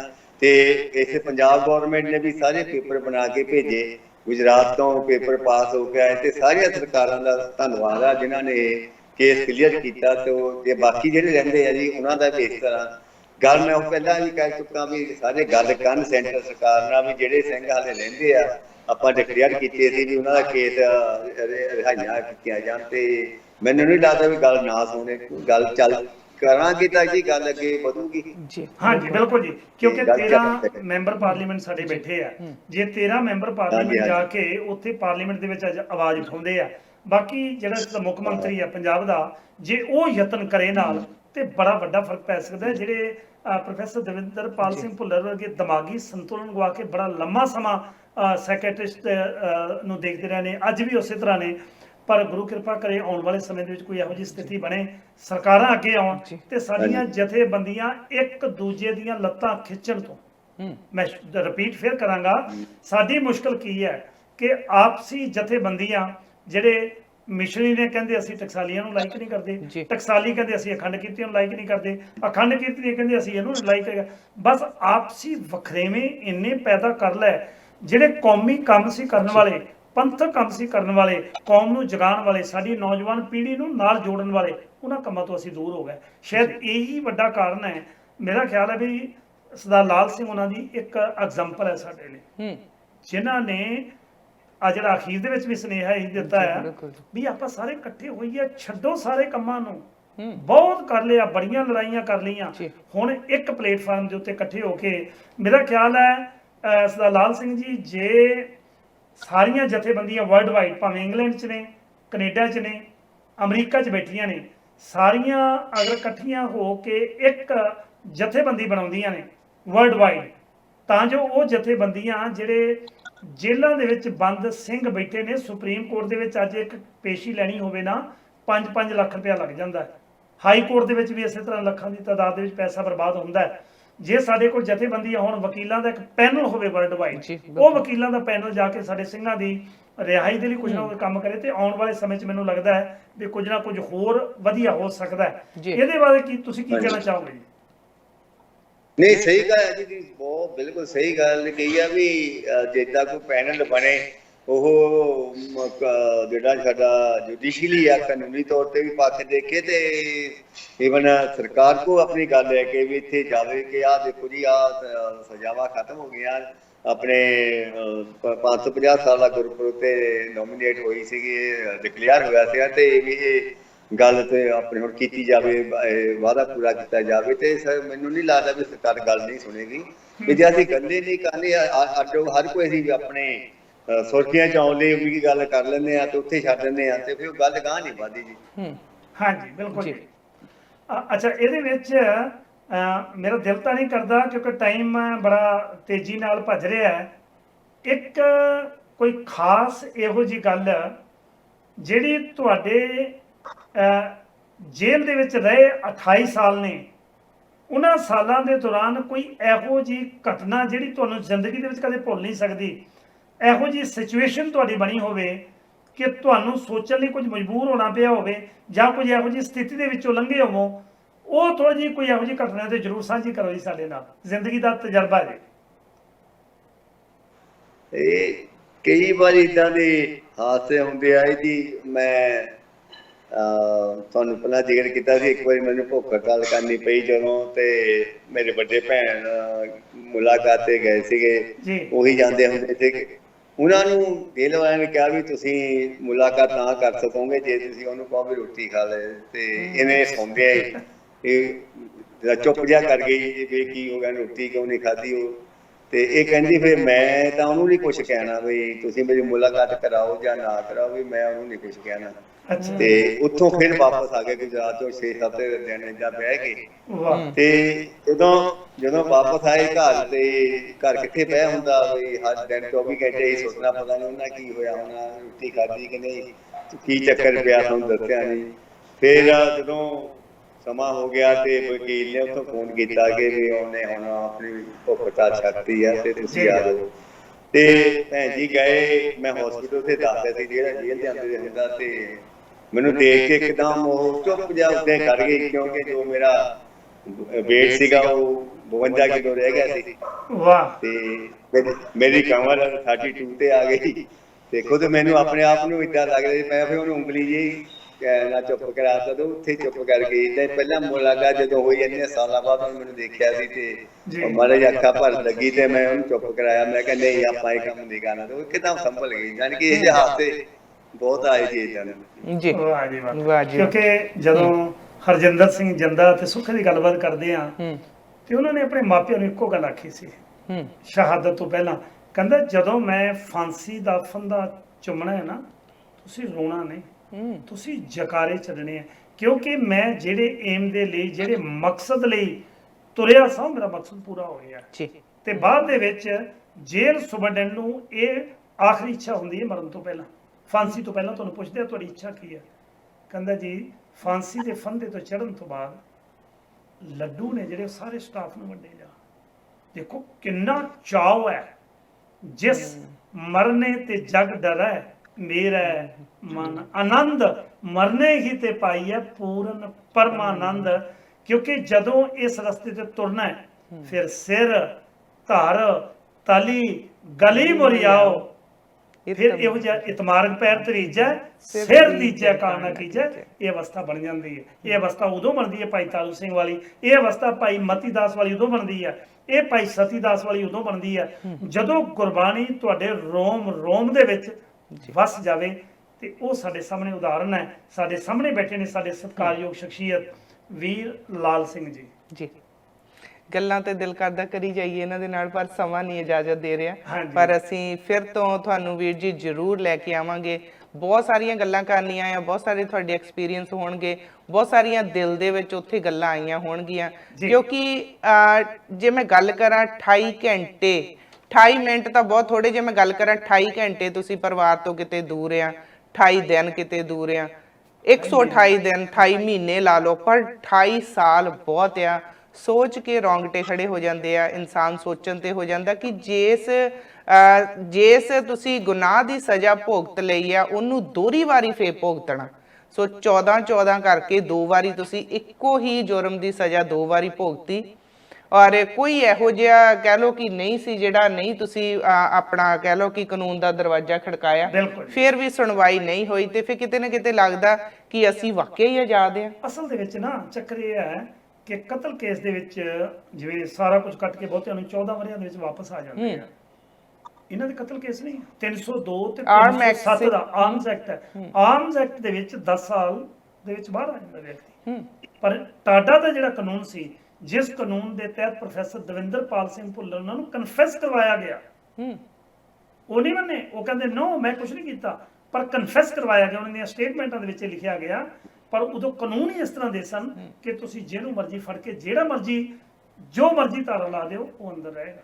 ਔਰ ਇਹੀ ਕਾਰਨ ਸਨ ਜਿਹੜੇ ਵੀਰ ਲਾਲ ਸਿੰਘ ਹੁਣੀ ਤੇ ਹੋਰ ਜਿਹੜੇ ਨਾਲ ਇਹਨਾਂ ਦੇ ਸੰਘਰਸ਼ੀ ਵੀਰ ਸਨ। ਮੇਰਾ ਖਿਆਲ ਹੈ ਇਸ ਤੋਂ ਇਹਨਾਂ ਦੀ ਹੋਈ ਅੱਜ ਦੀ ਗੱਲਬਾਤ ਤੋਂ ਸਾਡੀਆਂ ਜਥੇਬੰਦੀਆਂ ਨੂੰ ਅੱਗੇ ਆਉਣਾ ਚਾਹੀਦਾ। ਮੀਡੀਆ ਦਾ ਕੰਮ, ਸਾਡੀ ਡਿਊਟੀ ਹੈ ਕਿ ਜਿਹੜਾ ਸੱਚ ਹੈ ਉਹ ਤੁਹਾਡੇ ਸਾਹਮਣੇ ਰੱਖਿਆ ਕਿ ਸੱਚ ਕੀ ਹੈ, ਕਿਵੇਂ ਸੰਘਰਸ਼ ਦੇ ਵਿੱਚ ਕੁੱਦੇ, ਕੀ ਕਾਰਨ ਬਣੇ ਔਰ ਕਿਹੜੀਆਂ ਮਤਲਬ ਕਿ ਆਫਰਾਂ ਆਈਆਂ, ਉਹਨਾਂ ਨੂੰ ਠੁੱਡ ਮਾਰ ਕੇ ਮਾਰਿਆ।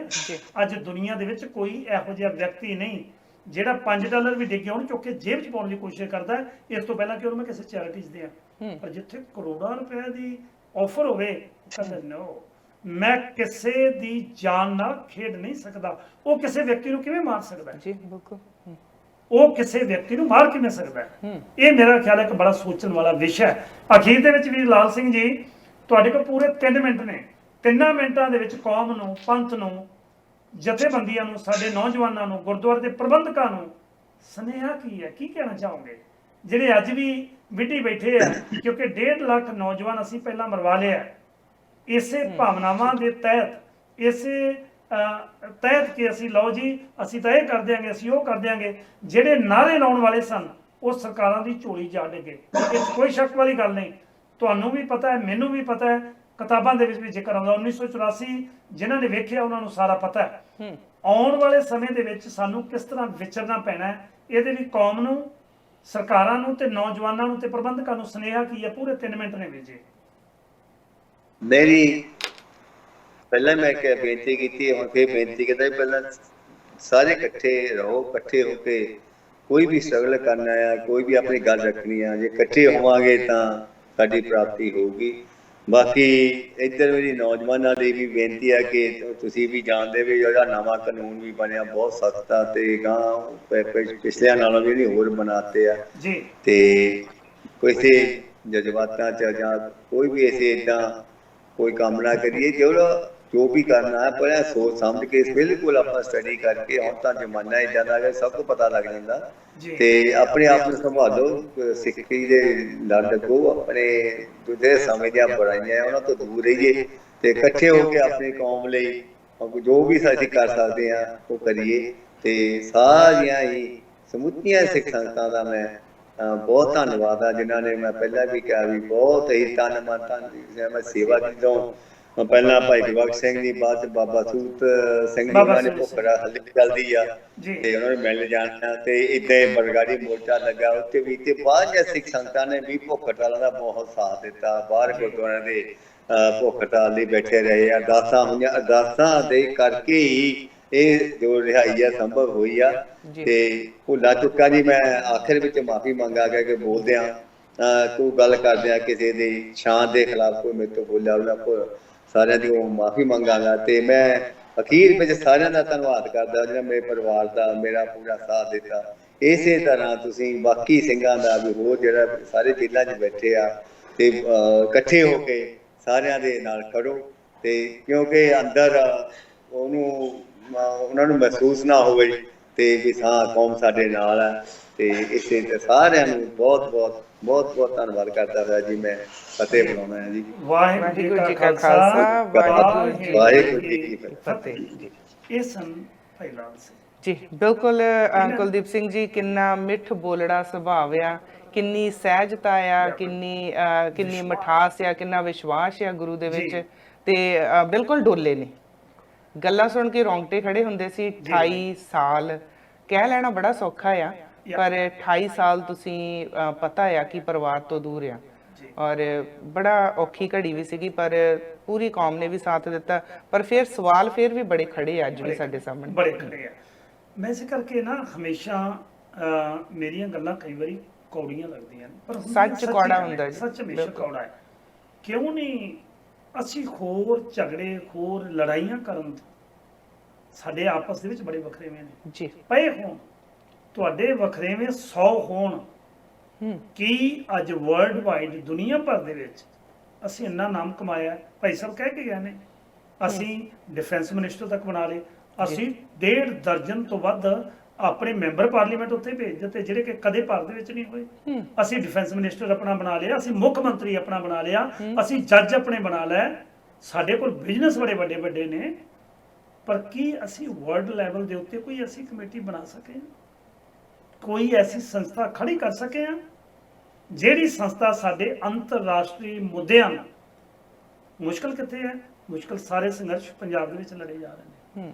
ਪੰਜਾਬ ਦੇ ਵਿੱਚ ਜਿਨ੍ਹਾਂ ਨੇ ਸੰਘਰਸ਼ ਲੜਿਆ, ਜਿਹੜੇ ਤਾਂ ਮੈਂ ਪਹਿਲਾਂ ਜ਼ਿਕਰ ਕੀਤਾ, ਜਿਹੜੇ ਝੋਲੀਆਂ 'ਚ ਪੈ ਗਏ ਨੇ, ਉਹਨਾਂ ਨੇ ਬੜਾ ਕੁਝ ਖੱਟਿਆ। ਉਹਨਾਂ ਨੂੰ ਮਿਨਿਸਟਰੀਆਂ ਮਿਲੀਆਂ ਨੇ, ਉਹਨਾਂ ਨੂੰ ਵਜ਼ੀਰੀਆਂ ਮਿਲੀਆਂ ਨੇ, ਉਹਨਾਂ ਨੂੰ ਪੈਸਾ ਮਿਲਿਆ, ਉਹਨਾਂ ਨੂੰ ਕੋਠੀਆਂ ਮਿਲੀਆਂ ਨੇ, ਵੱਡੇ ਉਹਦੇ ਮਿਲੇ, ਸਤਿਕਾਰ ਮਿਲਿਆ, ਅੱਜ ਵੀ ਹੈ ਜੀ। ਬਿਲਕੁਲ ਬਾਹਾਂ ਖੜੀਆਂ ਕਰਕੇ ਨਿਕਲੇ ਸਨ, ਸਤਿਕਾਰ ਮਿਲਿਆ। ਕੀ ਇਹਨਾਂ ਨੂੰ, ਹੁਣ ਸਵਾਲ ਇੱਥੇ ਪੈਦਾ ਹੁੰਦਾ ਹੈ ਕਿ ਇਹਨਾਂ ਨੂੰ ਕੋਠੀਆਂ, ਸਾਰੀ ਉਮਰ ਲਈ ਸੈਟਲ ਹੋਣ ਦੀ ਆਫਰ, ਬੱਚਿਆਂ ਨੂੰ ਸੈਟਲ ਹੋਣ ਦੀ ਆਫਰ, ਸਰਕਾਰਾਂ ਨਾਲ ਗੱਲ ਕਰਕੇ ਕੇਸ ਦੇ ਵਿੱਚੋਂ ਕਢਾਉਣ ਦੀ ਆਫਰ। ਕਹਿੰਦਾ ਨਹੀਂ, ਮੈਂ ਝੂਠ ਨਹੀਂ ਬੋਲਣਾ, ਮੈਂ ਝੂਠ ਨਹੀਂ ਬੋਲਣਾ, ਮੈਂ ਆਪਣੀ ਰਿਹਾਈ ਦੇ ਲਈ ਕਿਸੇ ਨੂੰ ਅੰਦਰ ਕਰਵਾ ਦੇਵਾਂ, ਹੋ ਨਹੀਂ ਸਕਦਾ। ਬੜਾ ਵੱਡਾ ਸਵਾਲ ਹੈ, ਬਹੁਤ ਵੱਡਾ ਜੀ। ਕਨਿਸ਼ਕਾ ਕਾਂਡ ਦੇ ਵਿੱਚ ਜਿਹੜਾ ਜ਼ਿਕਰ ਕਰਦੇ ਆ, ਪੇਪਰਾਂ ਦੇ ਵਿੱਚ ਆਉਂਦਾ ਮਿਸਟਰ ਐਲ ਸਿੰਘ, ਇਹ ਭਾਈ ਲਾਲ ਸਿੰਘ ਨੇ ਜੀ, ਇਹ ਭਾਈ ਲਾਲ ਸਿੰਘ ਨੇ। ਤੁਸੀਂ ਦੱਸੋ ਕੋਈ ਇਤਿਹਾਸ ਦੇ ਵਿੱਚ ਇਹੋ ਜਿਹਾ ਵਿਅਕਤੀ ਹੋਇਆ ਸਾਡੀ ਕੌਮ ਦੇ ਵਿੱਚ? ਜਦੋਂ ਅਸੀਂ ਭਾਈ ਤਾਰੂ ਸਿੰਘ ਦੀ ਗੱਲ ਕਰਦੇ ਹਾਂ, ਕਿ ਉਹਨਾਂ ਨੂੰ ਘੱਟ ਆਫਰਾਂ ਹੋਈਆਂ ਨੇ? ਜੀ ਬਿਲਕੁਲ। ਭਾਈ ਮਤੀ ਦਾਸ ਨੂੰ ਘੱਟ ਆਫਰਾਂ ਹੋਈਆਂ ਨੇ, ਖਰੀਦਣ ਦੀ ਕੋਸ਼ਿਸ਼ ਕੀਤੀ ਗਈ, ਪਰ ਕਹਿੰਦੇ ਨੋ, ਅਸੀਂ ਸਾਡਾ ਬੰਦ ਕੱਟ ਦਿਓ। ਯਾਦ ਹੈ, ਇਤਿਹਾਸ ਗਵਾਹ ਹੈ, ਭਾਈ ਮਨੀ ਸਿੰਘ ਨੂੰ ਜਦੋਂ ਉਹਦਾ ਹੱਥ ਵੱਢਣ ਲੱਗੇ, ਕਹਿੰਦੇ ਬੰਦ ਕੱਟ ਦਿਓ। ਜਲਾਦ ਆ ਕੇ ਟੋਕਾ ਲੈ ਕੇ ਉਹਦੇ ਹੱਥ ਦੇ ਉੱਤੇ ਮਾਰਦਾ, ਜਲਾਦ ਦਾ ਹੱਥ ਫੜ ਲੈਂਦਾ। ਜਲਾਦ ਕਹਿੰਦਾ ਬਣ ਗਈ ਗੱਲ, ਕਹਿੰਦਾ ਤਾਂ ਕੰਮ ਹੋ ਗਿਆ, ਕਹਿੰਦਾ ਡੋਲ ਗਿਆ। ਕਹਿੰਦਾ ਤੇਰੀ ਡਿਊਟੀ ਤੇਰੇ ਹੁਕਮਰਾਨ ਨੇ ਇਹ ਲਾਈ ਆ ਕਿ ਮੇਰਾ ਬੰਦ ਕੱਟਣਾ ਹੈ। ਮੇਰਾ ਬੰਦ ਗੁੱਟ ਤੋਂ ਨਹੀਂ, ਮੇਰਾ ਇੱਥੋਂ ਸ਼ੁਰੂ ਹੁੰਦਾ, ਪੋਟੇ ਤੋਂ। ਮੇਰਾ ਇੱਕ ਪੋਟਾ ਕਰਕੇ ਕੱਟ, ਜੇ ਤੇਰੇ ਅੰਦਰ ਆਪਣੇ ਮਾਲਕ ਪ੍ਰਤੀ ਵਫਾਦਾਰੀ ਹੈ, ਇਹਨੂੰ ਕਹਿੰਦੇ ਨੇ ਵਿਸ਼ਵਾਸ। ਜੀ ਕਿਉਂ? ਕਿਉਂਕਿ ਗੁਰਬਾਣੀ ਨੂੰ ਪੜ੍ਹਿਆ ਨਹੀਂ ਸੀ ਉਹਨੇ, ਗੁਰਬਾਣੀ ਨੂੰ ਵੇਚਿਆ ਜਾਂ ਖਰੀਦਿਆ ਨਹੀਂ ਸੀ ਜੀ, ਉਹਨੇ। ਗੁਰਬਾਣੀ ਆਪਣੇ ਰੋਮ ਦੇ ਵਿੱਚ ਵਸਾਈ ਸੀ। ਜੀ। ਫਿਰ ਕੱਟ ਲਓ, ਫਿਰ ਵੱਢ ਲਓ, ਫਿਰ ਟੁਕੜੇ ਟੁਕੜੇ ਕਰ ਦਿਓ, ਫਿਰ ਇਹ ਖਾਲਸਾ ਕਦੇ ਡੋਲੇਗਾ ਨਹੀਂ। ਮੇਰਾ ਖਿਆਲ ਹੈ ਅੱਜ ਦੀ ਇਸ ਗੱਲਬਾਤ ਤੋਂ ਸਾਨੂੰ ਇਹ ਸਿੱਖਣਾ ਪੈਣਾ ਹੈ ਕਿ ਸਾਡੀ ਡਿਊਟੀ ਕੀ ਹੈ ਜੀ, ਕੀ ਅਸੀਂ ਕੌਮ ਲਈ, ਗੁਰੂ ਗ੍ਰੰਥ ਲਈ ਤੇ ਗੁਰੂ ਪੰਥ ਲਈ ਕੁਝ ਕਰ ਸਕੇ ਹਾਂ, ਜਾਂ ਫਿਰ ਆਪਸੀ ਲੜਾਈਆਂ ਦੇ ਵਿੱਚ ਇਸ ਤਰ੍ਹਾਂ ਰਹਿ ਕੇ ਉਲਝੇ ਰਹਾਂਗੇ। ਜਿਹੜੇ ਸਾਡੀ ਨੈਕਸਟ ਜਨਰੇਸ਼ਨ ਹੈ, ਸਾਡੀ ਆਉਣ ਵਾਲੀ ਪੀੜ੍ਹੀ ਹੈ, ਉਹ ਸਾਨੂੰ ਦੁਰਕਾਰੇਗੀ, ਉਹ ਕਹੇਗੀ ਕਿ ਜਿਹੜੇ ਵੀਰ 28 ਸਾਲ ਜੇਲ੍ਹਾਂ 'ਚ ਰਹੇ ਨੇ, ਪ੍ਰੋਫੈਸਰ ਦਵਿੰਦਰਪਾਲ ਸਿੰਘ ਭੁੱਲਰ ਵਰਗੇ ਨਿਰਦੋਸ਼ ਵਿਅਕਤੀ ਅੱਜ ਵੀ ਜੇਲ੍ਹਾਂ ਦੇ ਵਿੱਚ ਬੈਠੇ ਨੇ, ਉਹਨਾਂ ਲਈ ਅਸੀਂ ਕੀ ਕੀਤਾ ਹੈ। ਜੀ ਬਿਲਕੁਲ, ਇਹ ਬੜਾ ਵੱਡਾ ਸੁਨੇਹਾ ਹੈ। ਮੇਰਾ ਖਿਆਲ ਹੈ ਵੀ ਅੱਜ ਦੀ ਗੱਲਬਾਤ ਤੋਂ ਸਾਨੂੰ ਉਮੀਦ ਹੈ ਕਿ ਆਉਣ ਵਾਲੇ ਸਮੇਂ 'ਚ ਫਿਰ ਇਹਨਾਂ ਨੂੰ ਲੈ ਕੇ ਆਵਾਂਗੇ। ਹੋਰ ਬੜੀਆਂ ਗੁੱਝੀਆਂ ਗੱਲਾਂ ਨੇ ਜੀ ਬਿਲਕੁਲ, ਜਿਹੜੀਆਂ ਅੱਜ ਪਹਿਲੇ ਦਿਨ ਨਹੀਂ ਸੀ ਡਿਸਕਲੋਜ਼ ਕਰ ਸਕਦੇ, ਬਹੁਤ ਗੱਲਾਂ ਨੇ, ਉਹ ਵੀ ਆਉਣ ਵਾਲੇ ਸਮੇਂ 'ਚ ਗੱਲਾਂ ਬਾਤਾਂ ਕਰਾਂਗੇ।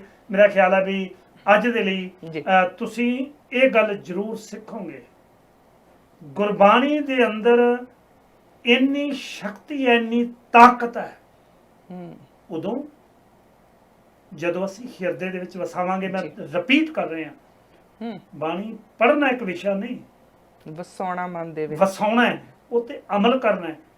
ਭੈਣ ਆਈ ਹੈ, ਕਹਿੰਦਾ ਨੋ, ਮੈਂ ਆਪਣੇ ਭਰਾ ਨੂੰ ਇਹ ਗੱਲ ਨਹੀਂ ਕਹਿ ਸਕਦੀ ਕਿ ਤੂੰ ਇਦਾਂ ਕਰ ਲੈ, ਮੈਨੂੰ ਪਤਾ ਮੇਰੇ ਭਰਾ ਦਾ, ਕਿਉਂਕਿ ਪਰਿਵਾਰ ਨੂੰ ਪਤਾ ਸੀ। ਬਹੁਤ ਵਧੀਆ ਲੱਗਾ ਜੀ ਅੱਜ ਗੱਲਬਾਤ ਕਰਕੇ, ਤੇ ਉਮੀਦ ਹੈ ਕਿ ਸਾਡੇ ਦਰਸ਼ਕਾਂ ਨੇ ਅੱਜ ਦੀ ਇਸ ਗੱਲਬਾਤ ਨੂੰ ਪਸੰਦ ਕੀਤਾ ਹੋਵੇਗਾ। ਤੇ ਨਾਲ ਇਹ ਬੇਨਤੀ ਹੈ, ਮੈਂ ਉਡੀਕ ਕਰਾਂਗਾ ਕਿ ਤੁਸੀਂ ਕਿੰਨਾ ਕੁ ਸਮਾਂ ਅਜੇ ਹੋਰ ਲਾਓਗੇ ਇੱਕ ਪੰਥਕ ਜਥੇਬੰਦੀ ਬਣਾਉਣ ਦੇ ਲਈ। ਇਹ ਸਵਾਲ ਕੌਮ ਦੇ ਲਈ, ਮੇਰੀ ਪੰਥ ਦੇ ਲਈ ਹੈ ਜੀ। ਥੈਂਕ ਯੂ ਤੁਹਾਡਾ ਕੁਲਦੀਪ ਸਿੰਘ ਜੀ, ਤੁਸੀਂ ਇੰਨਾ ਸਮਾਂ ਆਪਣਾ ਦਿੱਤਾ ਤੇ ਬਹੁਤ ਹੀ ਵਧੀਆ ਅੱਜ ਦੀ ਗੱਲਬਾਤ ਰਹੀ। ਸੋ ਤੁਹਾਡੇ ਨਾਲ ਫਿਰ ਮੰਗਲਵਾਰ ਮੁਲਾਕਾਤ ਹੋਵੇਗੀ ਜੀ, ਔਰ ਮੰਗਲਵਾਰ ਵੀ ਖਾਸ ਹੀ ਕੋਈ ਗੱਲਬਾਤ ਹੋਵੇਗੀ। ਸੋ ਤਦ ਤੱਕ ਥੈਂਕ ਯੂ ਤੁਹਾਡਾ। ਸਤਿ ਸ਼੍ਰੀ ਅਕਾਲ ਜੀ। ਸਤਿ ਸ਼੍ਰੀ ਅਕਾਲ। ਵਾਹਿਗੁਰੂ ਜੀ ਕਾ ਖਾਲਸਾ, ਵਾਹਿਗੁਰੂ ਜੀ ਕੀ ਫਤਿਹ। ਬਿਲਕੁਲ ਜੀ, ਖਬਰਸਾਰ ਬਿਹਾਈਂਡ ਦਾ ਨਿਊਜ਼ ਵਿੱਚ ਮੇਰੇ ਨਾਲ ਸੀਨੀਅਰ ਜਰਨਲਿਸਟ ਕੁਲਦੀਪ ਸਿੰਘ ਜੀ ਸਨ, ਤੇ ਇਸ ਦੇ ਨਾਲ ਨਾਲ ਅਸੀਂ ਜਦੋਂ ਗੱਲ ਕਰਦੇ ਹਾਂ ਤੇ ਮਾਣ ਦੇ ਨਾਲ ਸਿਰ ਫਖਰ ਦੇ ਨਾਲ ਉੱਚਾ ਹੋ ਜਾਂਦਾ। ਸੋ ਗੁਰੂ ਦੇ ਲਾਲ ਸਿੰਘ ਅਕਾਲਗੜ੍ਹ ਜਿਨ੍ਹਾਂ ਨੇ ਆਪਣੀ ਹੱਡ ਬੀਤੀ ਦੱਸੀ, ਔਰ ਕਿਸ ਤਰ੍ਹਾਂ ਨਿਡਰਤਾ ਦੇ ਨਾਲ, ਕਿਸ ਤਰ੍ਹਾਂ ਸਿਦਕ ਦੇ ਨਾਲ ਉਹਨਾਂ ਨੇ ਡੋਲੇ ਨਹੀਂ, ਪਰ ਉਹਨਾਂ ਨੇ ਜਿਹੜੀਆਂ ਉਹਨਾਂ ਨੂੰ ਆਫਰਾਂ ਆਈਆਂ ਸੀ, ਕਿਸ ਕਦਰ ਉਹਨਾਂ ਨੇ ਠੁਕਰਾਈਆਂ। ਸੋ ਉਹ ਗੱਲਬਾਤ ਸਾਡੇ ਨਾਲ ਉਹਨਾਂ ਨੇ ਬੜੀ ਮਿੱਠ ਬੋਲੜੇ ਸੁਭਾਅ ਦੇ ਨੇ ਤੇ ਬੜੀ ਵਧੀਆ ਗੱਲਬਾਤ ਉਹਨਾਂ ਦੇ ਨਾਲ ਰਹੀ। ਮਾਫੀ ਚਾਹੁੰਦੀ ਹਾਂ, ਤੁਸੀਂ ਚਾਹੁੰਦੇ ਤੇ ਹੋਵੋਗੇ ਕਿ ਤੁਸੀਂ ਵੀ ਉਹਨਾਂ ਦੇ ਨਾਲ ਗੱਲਬਾਤ ਕਰ ਸਕੋ, ਤੁਸੀਂ ਵੀ ਉਹਨਾਂ ਦੇ ਨਾਲ ਫੋਨ ਰਾਹੀਂ, ਪਰ ਅਸੀਂ ਤੁਹਾਡੀਆਂ ਕਾਲਸ ਨਹੀਂ ਲਈਆਂ ਇਸ ਕਰਕੇ, ਤਾਂ ਕਿ ਅਸੀਂ ਉਹਨਾਂ ਦੀ ਪੂਰੀ ਗੱਲਬਾਤ ਸੁਣ ਸਕੀਏ। ਸੋ ਉਮੀਦ ਹੈ ਕਿ ਇਸ ਦੇ ਲਈ ਤੁਸੀਂ ਸਾਨੂੰ ਮਾਫ ਕਰ ਦਿਓਗੇ, ਪਰ ਅਗਲੀ ਵਾਰ ਜਦੋਂ ਅਸੀਂ ਉਹਨਾਂ ਦੇ ਨਾਲ ਗੱਲਬਾਤ ਕਰਾਂਗੇ, ਕੋਸ਼ਿਸ਼ ਕਰਾਂਗੇ ਕਿ ਤੁਹਾਨੂੰ ਵੀ ਅਸੀਂ ਨਾਲ ਸ਼ਾਮਲ ਕਰੀਏ, ਤਾਂ ਕਿ ਤੁਸੀਂ ਵੀ ਉਹਨਾਂ ਦੇ ਨਾਲ ਗੱਲਬਾਤ ਕਰ ਸਕੋ। ਸੋ ਖਬਰਸਾਰ ਬਿਹਾਈਂਡ ਦੀ ਨਿਊਜ਼ ਵਿੱਚ ਅੱਜ ਇੱਥੇ ਤੱਕ ਦਾ ਮੇਰਾ ਤੁਹਾਡੇ ਨਾਲ ਸਫ਼ਰ ਸੀ। ਸੋ ਸੋਮਵਾਰ ਮੇਰੀ ਤੁਹਾਡੇ ਨਾਲ ਫਿਰ ਮੁਲਾਕਾਤ ਹੋਵੇਗੀ ਸਵੇਰੇ 11 ਵਜੇ ਤੋਂ ਲੈ ਕੇ 12 ਵਜੇ ਤੱਕ, ਜਿਸ ਦੇ ਵਿੱਚ ਮੇਰੇ ਨਾਲ ਗੁਰਬਾਜ ਸਿੰਘ ਬਰਾੜ ਸ਼ਾਮਲ ਹੋਣਗੇ। ਤਦ ਤੱਕ ਤੁਸੀਂ ਰੱਖਿਓ ਖਿਆਲ। ਮੇਰੇ ਵੱਲੋਂ ਸਾਰਿਆਂ ਨੂੰ ਹੈਵ ਅ ਗੁੱਡ ਵੀਕਐਂਡ। ਸਤਿ ਸ਼੍ਰੀ ਅਕਾਲ ਜੀ।